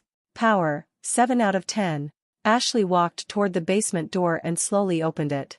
The darkness below beckoned, and she visibly trembled. Dave? She called out. Are you down there? Her aura's resolve turned red. The demon's cloud grew with hunger. I turned to the demon. Do your thing, I said. She's part of the cult. Make sure she suffers. A note from HoppyCobalt. Content warning, and onward violence. Lots of violence. Nightmare Suburbia. Part 8. Like something out of a horror movie, Massacre at Green Hill, 8 dead, suspect at large. By Toby Malley, KGWA staff. Friday, September 22, 2023, 6:30 p.m. Pacific Daylight Time. Point Hope, Oregon, AP. Hundreds of terrified residents fled from Point Hope's affluent neighborhood, known by locals as Green Hill, after a brutal mass slaying, shortly between 12 noon to 1 p.m., authorities said. The gruesome crime unfolded in a quiet suburban neighborhood, leaving residents in a state of fear and disbelief. Law enforcement agencies swiftly responded to multiple emergency calls reporting screams coming from multiple residences along Northeast Oakland Street. Upon arrival, they discovered a horrific scene of carnage, with 8 casualties scattered across 4 residences. While the identities of the victims have not yet been officially released, preliminary information suggests that they range in age of 17 to late 50s and include both males and females. The motive behind this heinous act remains unknown, leaving the community in a state of anguish and seeking answers. Authorities are urging residents to remain vigilant and report any suspicious activity as they intensify their efforts to locate the suspect. The suspect left on a red Ford Explorer, believed to be armed and extremely dangerous. Citizens are advised not to approach the individual if spotted but to immediately contact the local authorities. 38-year-old fellow Green Hill resident, Terrell Hilling, described the chilling scene of bodies along Oaken Street when he went for a jog. He locked the doors while police scoured the area. I started running with another guy and hid, Hilling said. It's like out of a horror movie. A press conference held by Point Hope Police Department spokesperson, Fernand Blompkin, shed some light on the ongoing investigation. We are committed to bringing the perpetrator to justice and providing solace to the grieving families affected by this senseless act. We have allocated significant resources to the manhunt and are working diligently to gather any information that may lead to the suspect's apprehension. As the manhunt unfolds, schools and local businesses in the vicinity have implemented heightened security measures to ensure the safety of students and employees. Residents are advised to remain indoors, keep doors and windows locked, and exercise caution until further notice. The City Police Department has established a dedicated hotline for anyone with information relating to the crime or the whereabouts of the suspect. Tips can be reported anonymously, and authorities assure the public that every lead will be thoroughly investigated. This story is developing, and we will provide updates as more information becomes available.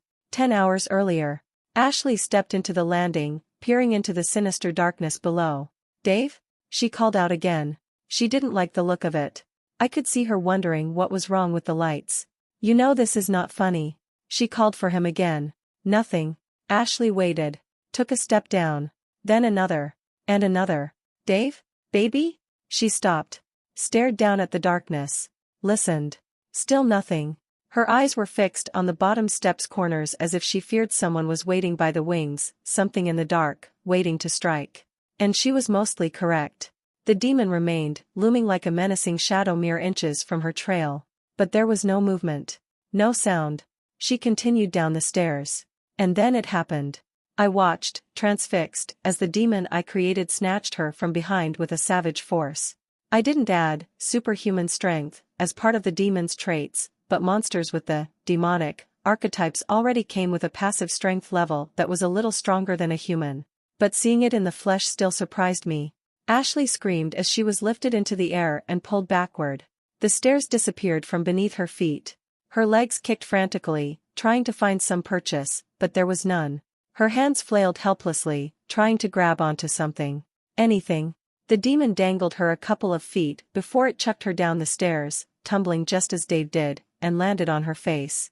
Her scream was cut short by the impact, and blood gushed out of her nose. Eyes wide, she frantically looked for where her attacker came from, but there was no one up the stairs but me looking down at her. She couldn't even see me, but her eyes pierced through mine. The demon took a step back, savoring the sight of her panic. Like a switch, it unnerved me how much the demon enjoyed it. After all, it was a twisted creature, yet it seemed to revel in hurting people much more than I expected. But perhaps that was because I created it to do so. Maybe it would have been different if I hadn't given it such an evil purpose. I flew further back from the carnage, shocked at the brutality before me. Then I caught a glimpse of the incinerator and the ashes within, the evidence of my murder that Dave burned, and all of that doubt melted away. Ashley pushed herself up and tried to stand, but her knees buckled under her weight. She collapsed to the floor, crying in pain as she clutched her broken nose. She got to her feet, stumbling over her own feet as she went to retrieve her phone from the floor. She fumbled with it, dropped it twice, and finally got it open. She started dialing for help, but the demon interrupted her by swatting it off her grip. The phone skidded towards Dave's body. Ashley froze. "No!" she cried out, scrambling over to his side. I watched Ashley fall to her knees beside him, wailing hysterically, holding his lifeless hand into hers. "Dave, oh God," she sobbed. "Oh, God." Panicked, she managed to get up again and ran for the stairs. It surprised me when the demon let her reach the landing when Ashley suddenly stopped, looking into the wall across the basement door. "Mom?" Ashley muttered. "How?" The demon was using its mocking torment to trigger a hallucination of Ashley's mother. Something must be happening in Ashley's head because she started peeing on the floor, soaking her bathrobe with her urine. "No. No. Please." It took me a moment to focus on the demon lingering around her, and once I was mentally connected to the demon, I began to see what Ashley saw with her own eyes. The demon's form materialized into an older woman that almost resembled Ashley but haggard and unkempt. She smelled of old cigarettes and cheap wine, and her hair was greasy and unwashed. Her skin was pale and sickly, she looked like a corpse. She stared at Ashley with dark eyes full of hate and regret. "Should we go see a movie, dear?" Ashley's mother asked in a sing-song way, happy and blissful. Isn't your birthday today? Happy birthday, sweetheart. My little pumpkin, bumpkin. I realized the demon was pulling one of Ashley's memories into the forefront. Mom, how? No. What are you? Oh, my sweet, don't you recognize your mother? Ashley shook her head. She tried to escape the trance but stayed rooted to where she stood. Why, you're not real. My poor child. I am as real as you are. Now go give mommy her medicine from the fridge, will you? You're not real. You're dead. Ashley, the old woman's eyes darkened. You know I don't like it when you don't listen to me. You're not real. Get mommy's medicine from the fridge now, missy. I won't ask again. No. No. No. Not real. Not real. Something must have pulled Ashley from her terror when she glanced over her shoulder. Dave, she whimpered. Suddenly, the demon lunged, almost making me jump from fright. Get my medicine from the fridge, you cocksucking whore. The demon spat. Even I took a step back, surprised by its foul mouth. Ashley screeched as the demon grabbed a fistful of her hair and dragged her down the stairs. She kicked and punched, but the monster held her fast, still in the form of Ashley's dead mother, shrieking nonsense maniacally, pumpkin, sweet pea, baby cakes, sugar plum, honey pie. Ding dong! Ding dong! The bitch dies today. The demon tossed Ashley down the steps, slamming her against a shelf stacked with boxes, falling on top of her, filled with cables, straps, electrical wires, spare hoses, Christmas foils, and fishing gear. The demon grabbed the hanging pendant light from the ceiling, pulled the electric cable, and wrapped the wire around her neck. It then hoisted her inches off the ground. Ashley struggled to get the damn thing off her neck. The demon chortled gleefully against her ears. Want to hear something, pumpkin? Mommy's gonna swallow your soul. I could feel the power surging through it. All those hours spent crafting it had paid off. It felt amazing and horrifying to watch it work with barbaric precision. I realized what the demon had been doing for the last minute. It was trying to shed as much resolve from Ashley before it would possess her and then consume her soul, killing her. It did as I asked. Made them suffer, and the demon brought hell to her. Ashley's eyes widened with panic as she gasped for air. She thrashed about helplessly. She managed to bring one foot against a shelf, but the demon wrapped a hose and more electrical cables around her ankles, yanked hard, and kept her suspended. It threw 4 hooked fishing lines at her, which sank into her bare arms, shoulder, chest, and cheek, pulling the skin apart as the demon dangled her there. Now give your mama a big wet kiss. The demon clutched Ashley's jaw and opened its mouth. A car pulling up the driveway, a red Ford Explorer, distracted me from the brutal scene. I flew with my many eyes toward the front of the house. Maxine had just arrived. She sat behind the wheel but appeared to be talking to someone in the car. I recognized her husband, Adam. Can't we check up on Dave after lunch? My folks are waiting for us, and you know how my mother is about being late, Adam groaned. It's just a quick stop, Adam. Hodge asked us to check up on him, Maxine said. Hodge should do it himself. He got work. We don't. And it's the least you could do since you skipped the ritual. He's already blaming us for fucking it up because we didn't get the numbers. Like it fucking matters. It worked when there were only 4 of us. I was not feeling well. I frowned. Even the husband was involved. Fuck, were Xavier and Vivian in on it, too? How many cultists were in Point Hope? Maxine forced a smile. Of course, Han anyway, we live close to the Yates, so it shouldn't take more than 10 minutes, okay? Then we can go to the restaurant and listen to your mother drone on about your brother and his new wife's adventures in Nepal.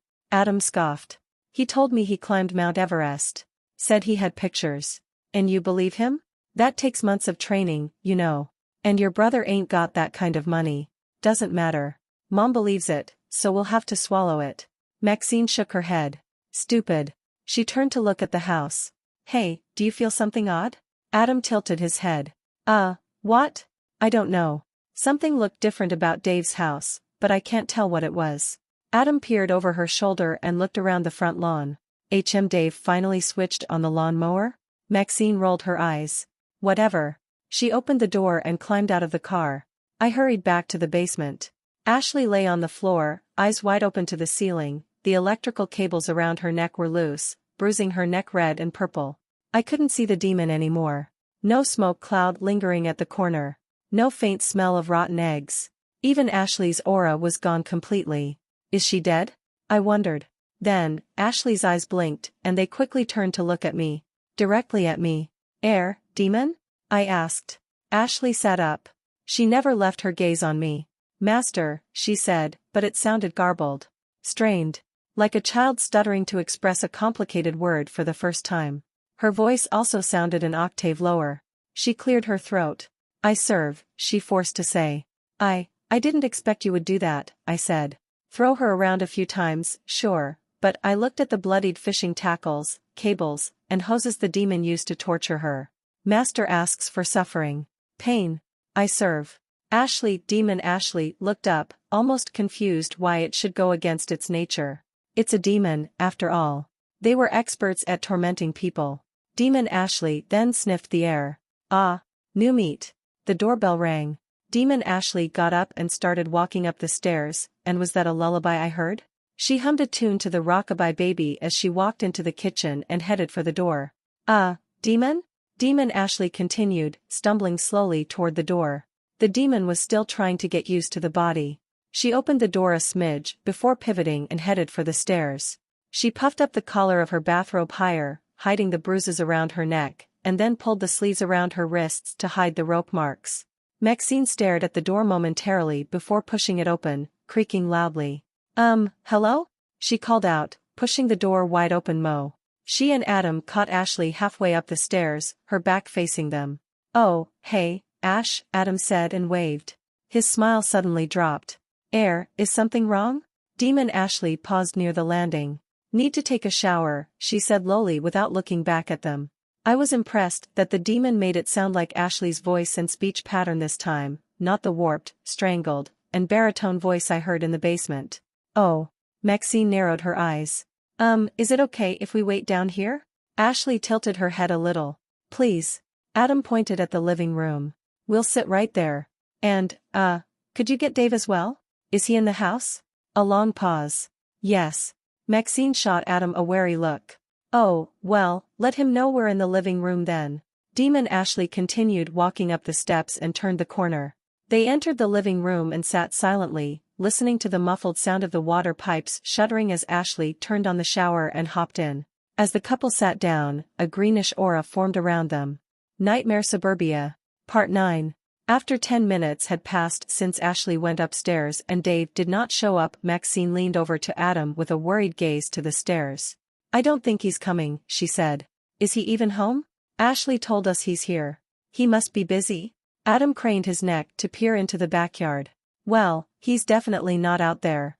And did you see that earlier? Maxine asked. See what? I thought Ash got blood under her nose. Adam shrugged. I didn't see anything. I think I saw it. Adam shrugged again. Well, if you saw it. I saw it, okay? Maxine hissed, annoyed. I'm not blind. What did you think happened then? I don't know. Something's weird. And did you smell that earlier? Like someone pissed in the room. Don't insult someone's house, babe. It's not polite. Well, I smelled it. Should we just leave? Maybe come back later? My parents are waiting for us, Max. You know what they are like if we're late again. We won't hear the tail end of it. No, we won't be long, Maxine insisted. Ashley's probably telling Dave to come. Yeah. Are you sure? I don't think so, babe. Adam rubbed his hands over his upper arms. He was only wearing a short-sleeved shirt. Shit. It's cold in here, huh? Maxine shook her head. Fuck it. I'll find Dave and the gem. Find out what he's so scared about. Then we can go to your parents. Dave's always scared about something. What's he on about this time? Hodge told me he sounded scared. Something about the gem. And this whole house gives me the fucking creeps. Maxine started walking out of the living room. Hey, where are you going? I'll go to his office and look for the gem there.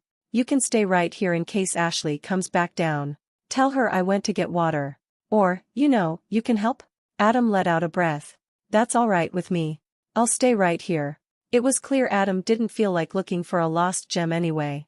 He was still worried about getting to the restaurant where his parents were waiting. I'll be right back. Maxine walked out of the living room. I watched Adam sit there for a couple more minutes, tapping his fingers on his knees, twiddling with his thumbs, and checking Reddit with his phone. He received another message on his phone, smiled, and replied with a purple heart and an eggplant emoji. Looking over his shoulder, this was a different woman than the one he texted in his house. How many women does this sleaze have? I also checked up on Maxine, who looked into the garage and found Dave's car was still inside. Dave is here, Maxine muttered. Where the fuck is he? She went back to the kitchen and checked the thermostat. 75 degrees? She scrunched up her face and visibly shivered. She looked like she regretted wearing a blouse today. Her eyes glazed over to the basement door, and at first, I thought she was going down there, but she walked past it and made a beeline for Dave's office instead. His office looked like my dad's, a computer desk littered with envelopes, loose papers, bills, folders, the odd gum packet or two, and scattered pens and pencils. She started rummaging through his things. Where did you keep it, Dave? She muttered under her breath. In the other room, Adam still waited. He got up and peered through the sliding doors leading to the backyard. He was eyeing the shed. He reached for the handle and was about to slide it open when I triggered, strange noise. Adam, I whispered his name right behind his right ear. Startled, he whirled around and found that no one was there. Max? He called out. Maxine was too distracted trying to open one of Dave's desk drawers. Was that you? No one answered. Grasping with phantasmal cold, again, I made the room suffocatingly cold, and Adam tried to stifle his trembling. Adam slowly walked into the foyer, listening. The muffled sound of water cascading in the showers upstairs was still audible in the foyer. The Yates didn't exactly make their home soundproof. He noticed that Ashley had been taking that shower for almost 20 minutes. Ash? He called out to the second floor. Ashley didn't answer. He walked up the stairs. They creaked beneath his weight. He stopped halfway to the top and listened again. There was nothing except for the water running in the bathroom above. He continued to climb the steps until he could see into the hallway from the landing. Ash? The water from the showers was a little louder here now. Are you okay? He walked down the hallway. The light in the master bedroom was off, the door was slightly ajar. He pushed it open and peeked inside. His aura had turned from green to a lighter shade of orange in a minute, then a darker orange. Clearly, he was freaked out. Whatever the demon was planning, it wanted to lure someone upstairs, trying to separate them. Suddenly, Adam took a step back, shaking his head. The hell am I doing? He whispered to himself. He pivoted his heels, heading for the stairs. He's leaving. Maybe he wanted to grab Maxine and check up on Ashley together. Well, I'm not going to have that happen. In my favorite horror movies, when the characters are separated, the more chances one of them will die. Splitting up was an overused, an excellent, trope for a reason in slasher movies, and Adam will find out why. I triggered, luring trance. Adam stopped in his tracks, frozen on the landing. He looked back to the master's bedroom, frowning. If he told her something was wrong with Ashley, Maxine would make a fuss that he was reading into things, maybe chastising him for being a peeping Tom. Then again, if he just went over there, he had always found Ashley attractive in a bomb-ass MILF way. Even he wondered how Dave managed to bag a bitch like that. Only a deal with the devil could. For a split second, I was taken aback by the access I could glean from a delver's mind and emotions with luring trance. But before it could dissipate into a long cool down, I quickly focused on the dark energy emanating from the walls, cloaking Adam's aura briefly. I pulled him back to the master's bedroom, dangling a mental image of Ashley's body like some forbidden fruit. It helped that Adam had always been a pervert. After all, when I spied at their house, he cheated on Maxine with another woman, multiple women. With strange noise, still active, I had 1 minute, I produced an audible moan from the bedroom. Adam narrowed his gaze, confused and hesitant. Still accessing his emotions, I could feel him getting aroused as well. He doubted whether Ashley was touching herself inside the room. No, he imagined it. Pictured her naked now, splayed on the bed on her knees. Good, good. Come in, Adam. Come inside the room. Adam walked inside. He saw a large bed covered in white satin sheets, but there wasn't anyone in sight. The bathroom door was wide open, and cautiously, he headed over there. Steam filled the entire room and caught Ashley's naked silhouette behind the glass shower stall. Instinctively, Adam licked his lips. He leaned against the wall near the shower, trying to peek between the gaps. Maybe if he stepped a little closer, he'd get a good view of what's hiding behind those laced cardigan shoulder tops and tight skinny jeans. He froze, mouth hanging open. What the fuck? Ashley's skin was peeling from the water's almost boiling heat. The smell of boiled meat filled the bathroom. She was facing away from him. Ash! Adam called out, but she didn't respond. What the fuck? He rushed forward and opened the glass door, reeling back when the water splashed on his exposed arm. Max! Max! I need help over here. Max! He screamed.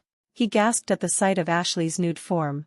Soaking wet, she had red welts covering her arms, legs, chest, neck, and face. Second-degree burns covered her body. And she was grinning. Like this was all a big fucking joke, foam streaming out from the side of her curved lips, her pupils dilated, almost black. What the fuck, Ash? What have you done? Adam yelped. He tried to pull her out of the shower, but the water was too hot. He grabbed a bundle of towels from the hooks, forced his way in there, and yanked Ashley out of the shower stall. Ashley fell to the linoleum floor with a loud thud, tackling Adam down to the floor with her. When Adam let go of her arm, some of her skin stuck to the palm of his hands. Fuck. Max. Get in here right now. Downstairs, Maxine ran out of Dave's office. I'm coming. I'm coming. Oh my god, Ash. What did you do? Oh my god. Adam looked like he was about to burst into tears as he struggled to get her off him. Fear engulfed him as his aura switched to a pinkish red. His resolve was shedding fast. What's wrong, Adam? Ashley asked gleefully. You don't find me attractive anymore? What? What the fuck are you talking about? You don't want to fuck me now? But I look so pretty. Prettier than ever before. Maxine darted into the master's bedroom. Adam! Why are you screaming? Maxine screeched at the sight of Ashley's body. She rushed toward the bathroom. No, I whispered. I slammed the door shut and locked the door with my telekinesis, trapping Adam with the demon. Power, 6 out of 10. Adam! Adam! Open the door. Maxine wailed and pounded her fist against the door, and tried to kick it open. Adam was about to head over to the door to unlock it when Ashley grabbed his arm with an iron grip, holding him there. Let go, Ash. Ashley leered at Adam. I know what you like, Adam. You're such a stud. She stood up, grabbing Adam by the collar of his shirt and pulling him close to her. I'll give it to you real good like no whore ever will. Adam was a big dude, easily 100 pounds more than little Ashley.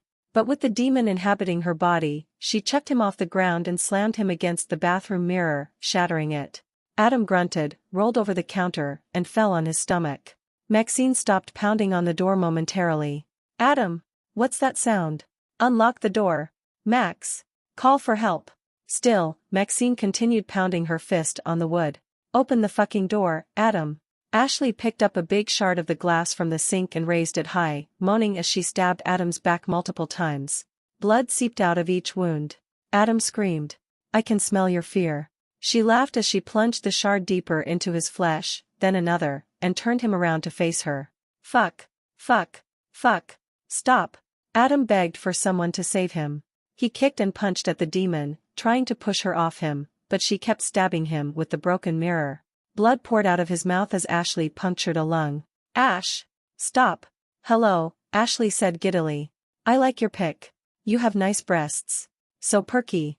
Send nudes? You like my dick? I'm divorced. I'm not married. You're so beautiful. Let's see each other tonight.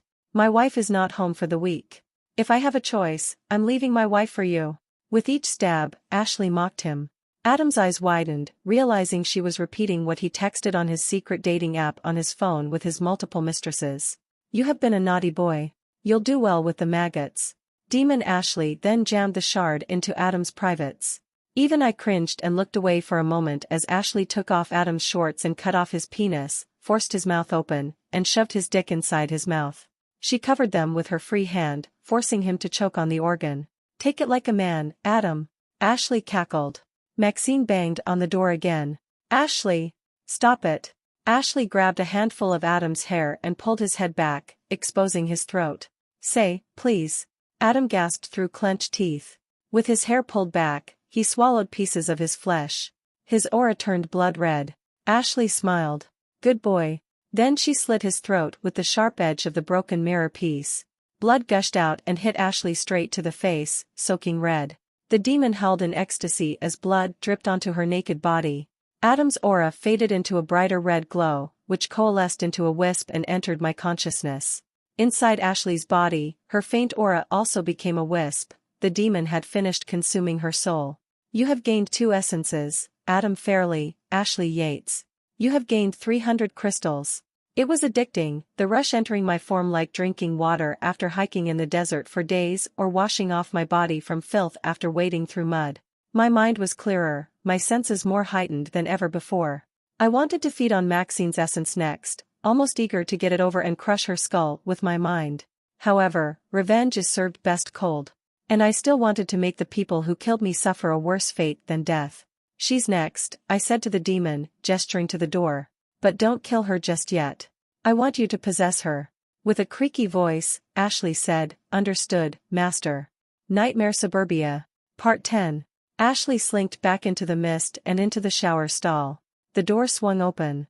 Maxine stood shaking by the door frame, mouth hanging open, covering it with her hands. She couldn't scream.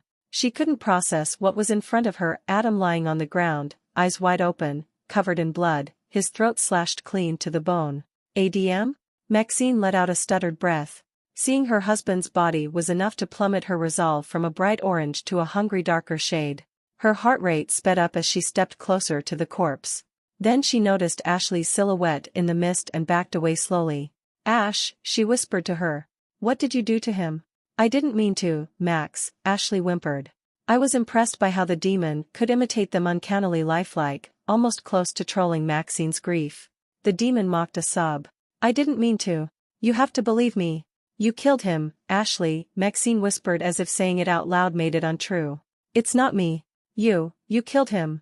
Maxine regained a little bit of her strength, stepping forward. You killed my husband. Fuck. I'm calling the cops. No, don't. I'm calling the cops, Ash. You stay right where you are. Maxine. Please. You have to believe me. Stay back. Maxine pulled out her phone from her back pocket. You stay back, Ash. Ashley isn't here, you stupid fucking bitch. Ashley shouted. We're feasting on their souls in hell. Ashley lunged out of the mist, but Maxine was faster, pivoted around, and hid behind the door frame, avoiding Ashley's tight grasp. Ashley crashed into the bed, thrashing to get back up. Maxine ran out of the door and dashed down the stairs, trying to dial 911, but she dialed 901 instead. Shit. You're next. Ashley cackled, rolling off the bed. You're next, little piggy. Oink. Oink. Maxine reached the front door's handle, sobbing, hand still clutching her phone, when suddenly, the rug underneath engulfed her. The force lifted her off the floor and threw her across the room, crashing against the wall. The hanging portraits fell on top of her. Oink. Oink. Ashley laughed maniacally as she climbed up the railing on all fours and stalked toward Maxine like a spider, licking her lips. No.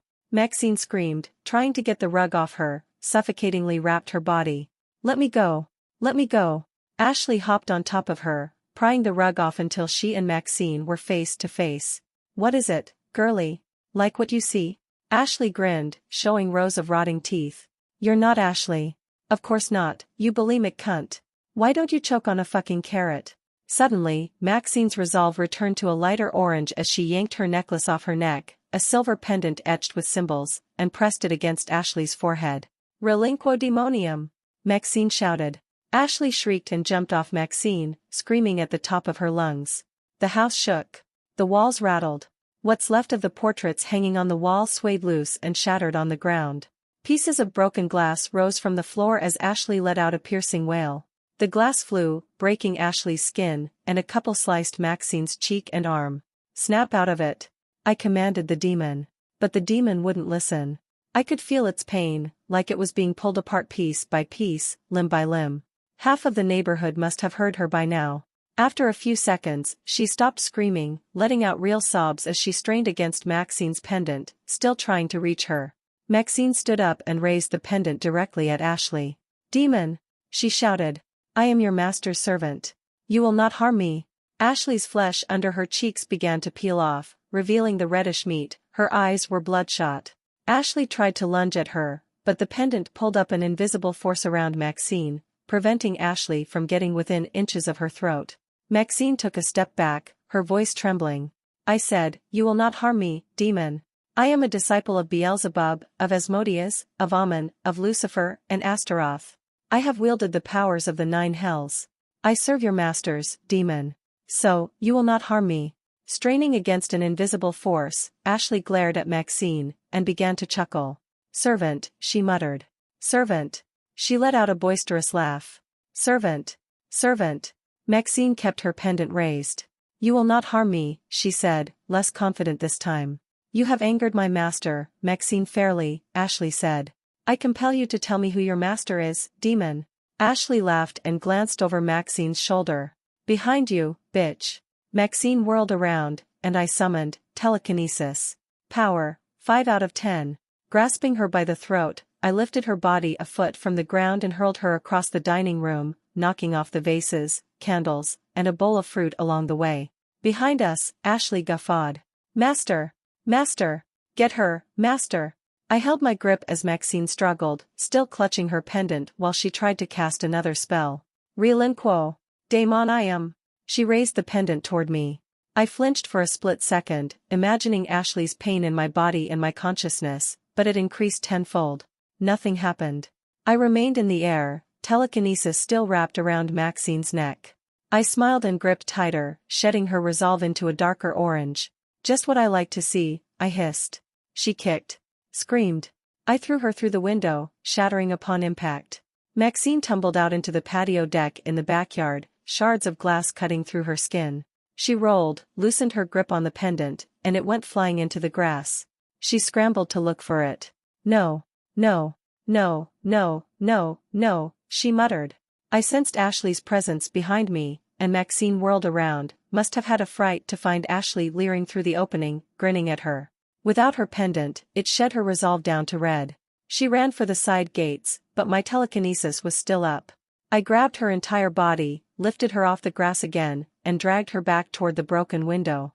She reached out, grabbed hold of a drain pipe by the side of the house, and screamed for help. She caught sight of 2 teenagers up on the second-floor window next door. Spreading out my many eyes, I was bombarded by loud music as the 2 teenagers started making out on the girl's bed, oblivious to Maxine's cries 50 feet away. Help me! Help me! But her grip loosened, and I dragged her back into the patio deck by her ankles, her skin scraping through the broken shards of glass and then through the broken window. She held in pain, and I realized a large piece of the glass still attached to the windowsill stabbed her abdomen and kept her there momentarily. I don't have time for this. I yanked hard on Maxine's ankles, and the glass split into 2 and embedded deep into Maxine's belly. With the last second of telekinesis, I chucked her across the dining table, rolled over, and dropped right in front of Ashley's feet. Ashley straddled her, and Maxine tried to get her off weakly. It was no use. With a wide grin, Ashley vomited a torrent of blood and chunks of her gut all over Maxine's face and open mouth. Such force looked like Maxine got hosed down by it. I wanted to gag. Ashley's eyes rolled over, and she collapsed beside Maxine. She stopped moving. Maxine wiped the blood off her face and crawled away from Ashley's body, taking in labored breaths. I watched the demon emerge from Ashley's pores, now hovering above Maxine's. Maxine's resolve dropped to a dull red as she stared at Ashley's body, too shocked to move. Her phone rang. On the screen, Hodge. She was about to click the green button when I sent a sliver of mind shock her way, stunning her momentarily. Power, 4 out of 10. She started shaking like she was having a seizure, her hands twitching violently, and dropped the phone. I watched, fascinated, as the demon, in the form of her husband, stood above her. Adam? Maxine croaked. Adam crouched down in front of her. I love you, he said. I love you so much, Maxine. She was still under my psychic grasp, and all Maxine could do was shed a single tear running down her cheek. She's afraid, so afraid I relished with her pain like putting in new clothes. It made me smile, my heart beating faster, anticipating what the demon would do next. Maxine knew she was hallucinating her husband, but her emotions overwhelmed her, kept her in place, and whispered, "Love you," between clenched teeth. Demon Adam smiled and caressed her chin with his thumb. I know, baby. I know. I love you the way I love sliding my cock inside half the town because you are a shriveled old hag. All I wanted to do was skin you alive so my parents could see what a gold-digging slut you are inside. I'm going to enjoy wearing your skin. And then he dissipated into a puff of black smoke and slid inside her open mouth, eyes, nose, and ears. Maxine's eyes glazed over, convulsing for several seconds. Then, she stopped moving, laying there for a handful of heartbeats before she opened her eyes again and stood up. Nightmare Suburbia. Part 11. Maxine looked in my direction, smiling. She screams beautifully, my liege, she said. I shuddered. Can she see me, too, demon? I asked. Maxine nodded. She sees. She screams. She burns. She begs for your forgiveness. She tastes, wonderful. Like smoked cherries under hellfire. I clenched my teeth. Fat chance I'm going to give that to her. You did great. I aim to serve, Lord Dungeon. Was that a spell she cast? A child's trick, my liege, Maxine said indifferently. 'Cause it sounds like it fucking hurt. It will only last a few seconds. Once she cast the spell, it wouldn't take effect again for a minute more. You were waiting. Yes. Maxine nodded. She should have run while she had the chance. But alas, she thought she was safe from such lowly spells. So, the cult has a spell that can stun demons momentarily. How nice of them. You need to be careful in the future. Maxine narrowed her gaze. We demons do no such things, my liege. We play tricks. Cut skin. Bleed them out. Not careful. Caution is for the weak. And Maxine's pendant? An enchantment to increase the spell's power. As you can see, it was not enough to cast me out of the realm. She was not a very powerful witch. I doubt even the imps would be hurt by it. You got hurt. Maxine smiled. Oh, my liege, I enjoyed it. It was quite euphoric. It's a shame you had to break her concentration. The human body has powerful orgasms that we demons crave like a delicacy. I tried to compose myself for a second. Stomaching all that blood, guts, and dicing made my stomach a little queasy, though I had no mouth to vomit. Still, seeing their deaths filled me with satisfaction. Do you know how to drive, demon? I asked, changing the subject. Maxine pointed at her temple. I keep the host's knowledge, she said. I will learn. Good. I want you to take me somewhere else. Demon Maxine raised her eyebrows. You want to leave your domain? Yes. She asked as if it's the most unheard of thing in the world. You can't. You have everything here to protect yourself. Out there is dangerous. I'm not staying here forever, I replied. And besides, this is not the dungeon I want. It's not safe for both of us. Where will we go? I found somewhere that suits me better, I said. I'll guide you on the way. Are you sure you want to dismantle your dungeon, the Yates residence? I nodded. Yes. Destroying the Yates residence requires 5 essences. You only have 3. Ah, shit. I didn't have enough. Could I lure more of the cult into Dave's house with Maxine's phone?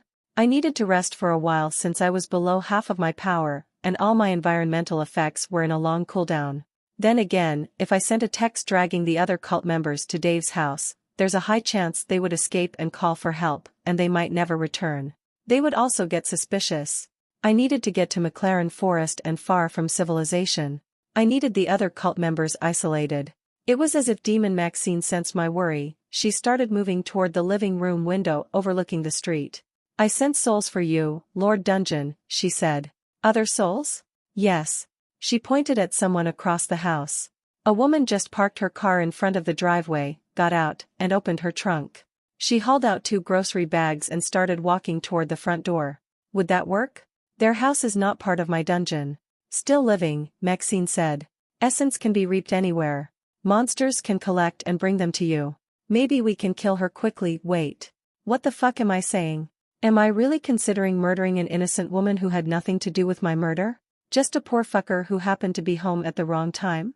The longer I stayed in this gem, the faster my morality ebbed away. When I watched Adam and Ashley getting butchered by the demon, all I saw were meat bags gushing blood, releasing that sweet nectar after they died. I couldn't get enough of it. Now, as I watched the woman struggle to turn the keys on, her front door was a vital resource I could feed on. I hunger for it. It's a person, I tried to tell myself. Innocent. Not like Maxine, Adam, Ashley, or Dave. Maxine turned to me. Master is no longer human, she said. Master is above mortal troubles and fears. You have become magnificent, a work of art. But I used to be. Yes. Used to be. Now, you are a dungeon core. All-powerful. All-consuming. Do not let your greatness worry about the suffering of lesser beings, my liege. They are beneath you, as am I. You know what I am. We all know what you are, dungeon core, those who strive to bask in your glory. We flock to your kind, rare as you are, searching the stars for eternity. Most of us would not encounter your kind for another 100 years. I am lucky to find you. Therefore, I serve. More will come. More will come. What did she mean by that? Other visitors from other planets? Do many people know what dungeon cores are, demon? On Earth, yes. Several. Across the universe, millions. And can they travel to Earth? A gifted portalist can traverse across billions of light years, my liege. Some can sense powerful dungeon cores, and they will come to explore. It will be a glorious day of feasting. Oh. I gulped. Portalists? The universe has many powerful wizards that can enter one plane from another. I stayed quiet. Now there's fucking wizards, too? Like alien wizards? But if Master wants to feel safe, I will deliver. Maxine looked around the living room. Even the demon believed the house was less than adequate. I looked around my dungeon and couldn't help but sense I was too exposed. I was a salmon trying to swim upstream, trying to migrate home. Home. What a strange word. When I thought of it, I didn't think about my family and the house I grew up in for 18 years. I thought of earth and dirt, a shelter above my head, tunnels, and numerous caverns, creating monstrosities to populate them. I yearned for an indescribable power from above, pulled at warping speed, and I wanted to reach out and touch it. Just a taste. A taste would do me good. Like right now. I swallowed my guilt and said, "Go ahead, demon. Make sure it's quick." Demon Maxine paused, frowning. "But to release essence, the creature must suffer, my liege. It is required." I didn't like the demon's frown when it was disappointed by my lack of knowledge about its world. It's like my grandmother disappointed by my life choices for choosing a history major when I go to college next summer instead of joining a STEM program. What do you mean? If the Delvers die too quickly, their essence is tainted. Not powerful. Wasted. A blight to your growing magnificence, Lord Dungeon. The fuck? Who made that fucked up rule? Maxine shrugged. The Elders. All-powerful. All-knowing. All-seeing. The Elders? That's the first time I've ever heard of them. I didn't see them in my character sheet. Who are they? Maxine narrowed her gaze. Your creator. I shook my head. Coach Hodge is not an elder, and he's the one who summoned me into the gem. No, Maxine let out a chuckle. Even her demonic tone sent shivers down my spine. The human you call Hodge is puny. Magic so tiny compared to an elder. What, are they like gods or something? Maxine's expression never faltered. They made the gods, my liege. They witnessed the birth of this universe and countless more. Oh. Well, shit. I didn't know. Therefore, Hodge is not an elder. If an elder comes to your planet, you will know. Wait a minute, oh, God. You're telling me that an elder gave Coach Hodge the incantation to trap my soul inside the gem? It is known across the universe how dungeons are made, Master. Elders are the only ones with the arcane power to wield the weave that powers your gem. What you have inside you is the weave's raw potential. All creating, all wielding, all destroying. We bow to your glory, might, and wisdom. I ignored the demon's reverence for me. I didn't like the dear leader vibes it often exuded, like it was close to kissing the soles of my boots, if I ever wear one. But I'm incorporeal as well. It was one of the things I would miss wearing if I were stuck in the gem forever. At least I could project a body with better clothes for my mental benefit. So, how do I talk to an elder? I asked. Demon Maxine chuckled again. No one talks to the elders just like that, my liege. They come to you when you are of higher rank. How high? High. Oh. I mulled over what I had learned and looked at the house across the street. The woman was already inside. Through my many eyes, she started placing all the groceries she bought into the refrigerator and the pantry. You kill them when their resolve is red? Am I getting that right? I asked the demon. Those are the rules, Maxine said. You, Master, killed Dave Yates so violently that he released essence. How'd you know that? I didn't make you yet when I killed him. I searched for centuries, remember? For a long time, I searched with empty bounty. I saw you. I was at the right place at the right time of your birth. I wait to serve. And then you called, and I answered. I looked around me. Can you see the other monsters right now?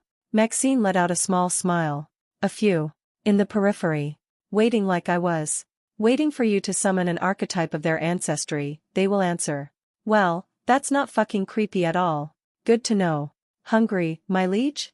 I can feed you. Let me help. I closed my many eyes except for the one standing next to Maxine, who eagerly looked at me. Okay. 2 more essences, right? I doubt these folks know how to stave off a demon. But once their aura turns red, you do it quickly. The demon smiled gleefully. Yes, Master. Forgive me. Go ahead. Do it. Using Maxine's body, I watched from the window as she walked out of the front door and casually strolled toward the house across the street. I realized that Maxine's body was covered in Ashley's and Adam's blood, and she was walking around with it in fucking broad daylight. I should have told her to shower. It was too late. She's already across the street and approaching the front door. Luckily, there weren't any people out and about. The woman left her door unlocked. Safe town, many walls unguarded, I thought. Maxine casually stepped inside like it was her house. My birth as a dungeon core would make Point Hope a town of nightmares, which terrified me of what I would become. But I didn't want to die and to survive, this was what I had to do. Later tonight, Point Hope would be horrified by the wake of bodies I left on Green Hill. Even with my many eyes closed, I could hear the poor woman start to scream. Nightmare Suburbia. Part 12. A minute passed. Then another. And another. And another. Instantly, I felt that strange tug in the air, raising goosebumps up my spine and at the nape of my neck. Small wispy blots passed through the house's walls across the street, flying toward me, then dove into the earth before they reached the Yates's front door. Down to the basement where my gem lay hidden. You have gained 1 essence, Marie Sadler. You have gained 150 crystals. My heart sank. I've taken a life. Sure, it came from my demon, but I was the one who created it and unleashed such evil on this town. I learned that killing a Delver netted me 150 crystals per kill. I couldn't deny how sweet her essence tasted. More. I wanted more. More, demon. Maxine walked out of the house, covered in more blood than when she left the Yates. She walked over to the house next door, where a man in his late 50s walked out from the side gate, pushing a bulky lawn mower. It was a sunny day, after all, a perfect time to mow the lawn. He had earphones on, and even though I kept my many eyes shut, I could still hear the faint music emanating from them, playing some 80s rock. Maxine walked up from behind, startling him. Shit. You scared me, Maxine. He clutched his chest. I didn't know you were visiting. Then, he noticed the blood all over her. Wait. Is that blood? Demon Maxine did not answer. She punched the man square in the nose, pushed him against the lawn mower, and he hit his head on the handle, knocking him unconscious. Maxine dragged the man's body into the backyard. Curiosity got the better of me, and I took a peek at where Maxine brought the old man into. She shoved him inside the shed, filled with all kinds of tools, and slid the door shut. Okay, that's enough, I closed my many eyes again. But the old man's screams echoed across the neighborhood. I reached my consciousness into the houses across Oaken Street and found that most had no people in them. Perhaps they were off to work. Off to school. Off to town. There was one Amazon delivery driver on the other street, dropping packages, but I didn't know where her following route was or if she would turn to Oaken Street. Another woman was busy doing laundry in the house's basement next to the old man. She also wore these wireless earbuds, gossiping about some woman's awful engagement ring with her friend. She didn't seem to hear the old man screaming next door. The house next to the Yates was also occupied. Peering through their bedroom, I saw the same 2 teenagers skipping school, making out on the bed, music blasting through the Bluetooth speakers, unaware of the horror Maxine inflicted on their neighbors across the street. I was lucky they didn't hear human Maxine screaming bloody murder over the fence when she almost got away. They started to undress. And that's enough of that, too. I waited for the demon to finish torturing the poor man, but while Marie Sadler only took 5 minutes, it took the demon almost 20 with the old man, and still, it wasn't done with him. Running out of patience, I opened my many eyes to the shed and gasped at the ghastly display ahead of me. Demon Maxine had tied the old man to a chair and sheared off its arms, tongue, and one of his eyes. The demon obviously beat him up, given the bruises and gashes across his body. She tied a rope around his neck, hoisting him to dangle from the beams. What the fuck? I cried out. I said to do it quickly. His resolve is too strong, my liege, the demon said. I need time to ripen the meat. I didn't realize it's that strong. Almost, Maxine almost grinned. Give me a minute. Help! The old man shouted at the slightly ajar door, gasping for breath. Help me! The old man's aura turned a deep shade of red. Demon Maxine cackled. Found the sweet spot. She let go of the rope, and the old man dropped onto the cold floor. Coughing violently, he tried to crawl away from her. Get away from me! Maxine grabbed the garden shears from the wall, parted them slightly, and stepped on the old man's lower spine. But we aren't done yet, silly, she trilled. Raising the shears above her head, she stabbed the old man in the back 8 times until he bled to death. Until he shredded his vocal cords from screaming so much. Until his lungs struggled to expand. Until he choked in his own blood and his eyes glazed over, forever staring at the door. Done, Maxine said. You have gained 2 essences, Ennis Blunden. You have gained 300 crystals. I got 2. I wondered. Maxine took labored breaths.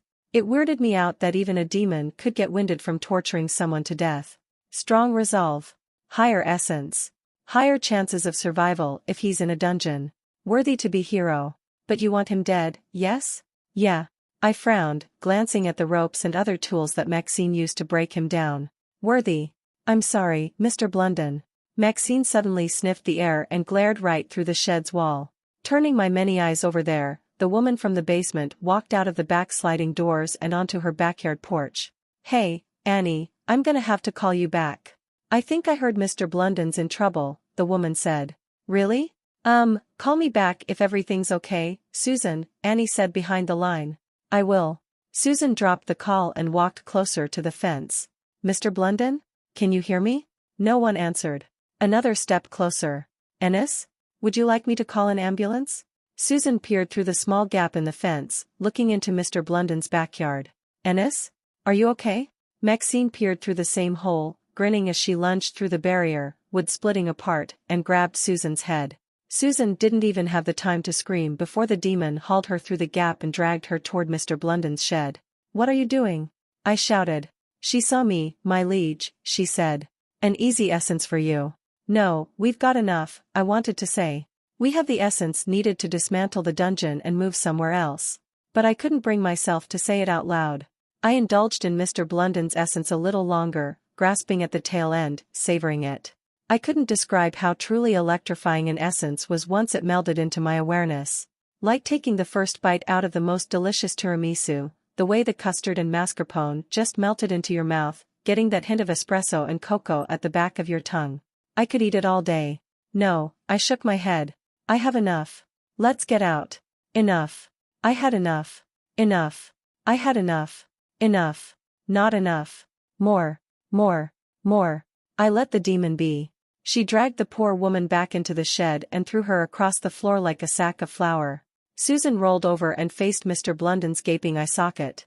Susan screamed, but Maxine forced her mouth open, grabbed a plier from the workbench, and pried Susan's tongue loose. Susan barely made it past 2 minutes, but her resolve was the darkest red, almost black, I've ever seen. And when those wisps escaped her dead flesh, the surge of power enveloping me was invigorating. You have gained 1 essence, Susan Walsh. You have gained 150 crystals. Where to next, my liege? The demon asked. I sensed 2 more souls on this street. Several more across the suburbs. I opened my many eyes again throughout Oaken Street. I saw the same teenagers inside the house next to the Yates residence, but the girl was in the bathroom now, wearing only underwear and an off-pink crop top, applying more lip balm on her lips and deciding whether to keep her ponytail or let it all loose for the boy in the other bedroom. The boy was already naked down to his blue boxer shorts, giving his armpit a brief sniff before he readied himself on the bed, waiting for the girl to get out of the bathroom. I knew who these 2 were, although not very well. Sure, I've seen them around campus, but we barely shared a conversation together. The girl, Tessa Burton, was part of the varsity volleyball team in my high school, a popular girl in her own right, but I didn't know she was dating Cody Riddell, a guy who could barely get a grade past AC and was cruising most of high school at 2.2 GPA. I knew that because I tutored him for all of sophomore year, and he hadn't gotten better. Tessa had a higher chance of getting into an Ivy League school after graduation, while Cody would probably end up working behind a grill throughout his early 20s. It was weird that Tessa was dating him. They hardly talked to each other in school, and everyone knew she was single. Apparently not. Well, isn't love found in mysterious places? Or, in this case, opposites attract? I reckon Tessa's parents didn't even know she was dating the guy. After all, they're skipping school. Is something wrong, Tess? Cody asked. No, I'll be right out. Just give me 5 minutes, she shouted. I have something special to show you. Tessa paused, opened a drawer, and took out a small bottle of perfume, which she put 2 drops on each of her wrists and dabbed all over her neck. Then, she pulled out another drawer filled with lingerie. The Amazon delivery van turned the corner and entered Oaken Street. It looked like it would stop in front of the house where the 2 teenagers were. I led the demon toward it. The doorbell rang. Hey, Cody, can you get that? I think that's my Amazon delivery, Tess said. It's supposed to arrive around noon. The boy, Cody, paused, looking down at his naked body. Can it wait, babe? I'm kind of naked. Tess rolled her eyes and smirked. I kind of ordered the thing you want? It took Cody a moment to realize. Oh. He nodded, brows lifting. Ugh. The one you talked about? Tess chuckled. Yeah. You better grab that before my mom sees it on the front porch. Right. I'll be right down. Cody looked out the window and spotted the Amazon van parked outside the house. He hurriedly put on his pants, grabbed his shirt from the study desk, and struggled to put his arm through the right sleeve of his t-shirt as he rushed out of the bedroom and down the hallway. The doorbell rang again. And again. Coming, Cody cried out, climbing down the stairs with heavy thuds. I'm getting there. Geez. He put his hand and arm through the left sleeve when he opened the door. And he stared right at Maxine's bloodied face. He didn't have time to scream or make a sound before Maxine pounced on top of him, grabbed a fistful of his hair, and slammed the back of his head on the hardwood floor, knocking him unconscious. Behind her and out on the street, the Amazon delivery van's open door streamed with blood. Inside, a large woman had her eyes gouged out, a small squeaky plush toy for dogs shoved inside her mouth to stop her from screaming. She still struggled to breathe, but with her intestines outside her torn belly, the poor woman had seconds to spare before she succumbed to blood loss. You have gained 1 essence, Annika Lawal. You have gained 150 crystals. It took the demon 30 minutes to torment the kids inside the house. I tied the girl up and made her watch as she hung Cody from the banister upside down and bled him dry. Tessa had a stronger resolve than Mr. Blunden, so Demon Maxine let her go and chased her around the house. The chase will make their essence ripe for the reaping, the demon explained. And makes them prone to silly, stupid mistakes, reducing their resolve over time. The demon toyed with her, playfully pretending that she almost had her, but then pulling back gave Tessa some gratification for evading the demon's attacks. It reminded me of a horror movie I loved to watch. Maxine made her trip, grabbed a knife, begged for her life, got a good hit against the demon, sobbing as the villain tormented her with her dead boyfriend, and did what any final girl would do in the films. Scream. Fight back. Suffer. The demon threw poor Tessa Burton around the house, shattering the glass coffee table, breaking her ankle, dragging her by the hair along the walls and up the ceiling, stabbing her multiple times, trying to drown her on the sink, and pushing her down several flights of stairs. And yet her resolve never went down to red. It always stayed on a darker orange hue, and Tessa was determined to survive as the demon raised hell around the house for half an hour. Stop, I commanded, heaving a sigh. Stop. Demon Maxine stiffened, loosening her grip around the girl's neck and throwing her across the kitchen island. Tess coughed, eyed the sliding doors, and weakly crawled toward it. The demon raised an eyebrow at me curiously. Let her live, I said. Demon Maxine studied the girl and then regarded me again. Worthy? Yes. I nodded. Worthy. The demon walked over to the girl and grabbed a fistful of her hair, hoisting her head up. No, Tess shouted. Please. No. I don't want to die. Maxine leaned toward Tessa's ear. Count your blessings, little girl. We are merciful today. Then, she slammed Tessa's face on the floor, breaking her nose and knocking her out. Behind me, Cody bled out. You gained 1 essence, Cody Riddell. You gained 150 crystals. Hungry, still? The demon asked like a mother to a child. I nodded. I think that's enough. Young Dungeons, Maxine shook her head, chuckling. Always so bloodthirsty. What's happening to me? It's called the rush, Lord Dungeon. When a juvenile core like yourself is born, they come out starved, killing hundreds in a single day to fill their weave and ease the gem's hunger to grow. She looked around the house. I am surprised you have not created more monsters and let them loose across the town. There are thousands of people around you, ripe for the harvest. It will make you a powerful dungeon in less time than in other planes. You are lucky you are born in a less magically inclined world, my liege. Hundreds? In one day? I barely killed 8 people, I thought. Maxine nodded. That is why I admire your restraint, my liege. It shows how strong you truly are to deny such easy bounty. Restraint? Did she call this restraint? I just murdered 5 innocent people who had nothing to do with my death. They were just on my way because I'm on a fucking magically induced binge-eating mayhem. Oh, fuck. I killed people. I tried to compose myself, but the earth trembled slightly below us. Demon, what the fuck was that? The demon smiled innocently. That is your power, Lord Dungeon. You are growing and gaining more essence. You are spreading your roots outside of the Yates residence. Clearly, there were many things I didn't know about my new form.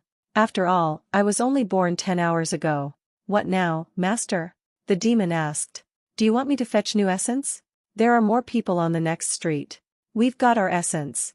We should leave, I said before I divulged anything I'd regret again. I've had my fill. A lie. I was still fucking starving. And the demon could tell. As you wish, Lord Dungeon, she said forcefully. Go collect my gem in the house. Take a shower and cover those wounds. I don't want the drivers to freak out when they see you covered in blood while you're driving on the road. You might cause an accident. Demon Maxine's brows lifted. These mortal wounds don't hurt me, my liege. This is mere skin. Like clothes. You don't get hurt when your pants have holes, do you? No. But that's not a good thing. You're going to keep the gem safe, remember? Yes, my liege. Then, I don't want anyone to be suspicious of you. We're not out of danger yet. Understood, Lord Dungeon. I will take a proper shower. Fortunately, we made it back in time to the Yates' house before a passing car saw Maxine enter the house. She took a shower as I commanded, though she managed to lower the boiler temperature so Maxine wouldn't look like Ashley's mangled and burnt form. Looking over Ashley's, Adam's, and Maxine's phones, both Kirk, Hodge, and Rebecca had been trying to get a hold of them for about an hour now, while Maxine went on her rampage, and they were starting to get suspicious that they weren't answering. Maxine grabbed the gem from the basement and put it inside her jacket pocket. She then walked out with it to Maxine's red Ford Explorer parked on the driveway. A message from Maxine's mother-in-law asked them where they were, complaining that they had been waiting for 40 minutes in the restaurant and that it was getting embarrassing. I ordered the demon to ignore the message. Are you sure you want to dismantle your dungeon, the Yates residence? Yes. Dismantling. The Yates' house still exists in front of me, but the tether I had to it was like losing a limb. It wasn't an unbearable loss or a deeply traumatic event but rather a subtle absence, as if the threads that intertwined me with its walls had ceased their vibrant hum. The trembling of water pipes that once resonated through my being had grown silent, the haunting creaks of the floorboards no longer reached my ears, and the lingering sticky touch of bloodstains on the wood had faded away. All that remained was a house and the bodies inside it. Another prompt appeared from my periphery, and I opened it. The Yates residence. Disbanded. Kills. 8, plus 1,350 crystals, plus 9 essences. Survivor. 1, Tessa Burton, plus Soul Survivor. Dread level. 5/10, plus 500 crystals. Crystals, current. 1,840. My maximum power lowered to 6 after I dismantled the dungeon, though, interestingly, my rank increased because of the people I killed and how I managed the dungeon. Core, Mark Castle. Rank, Z, number 2641. Power, current, 4/6. Do you know what these ranks are, demon? I asked. I do not have access to that information, she said. Only a core can. Have you seen another dungeon with a higher rank? If I had, I wouldn't be here, my liege. Ouch. Okay. Fair point. I guess there are more than 2,000 dungeons doing much better than me somewhere out there. Maxine turned on the ignition. Where to? She asked. I wanted to see my family, but I feared what I would do once I saw them. They only lived a few minutes from Green Hill. All I had to do was command the demon to drive by the house and see how they were doing.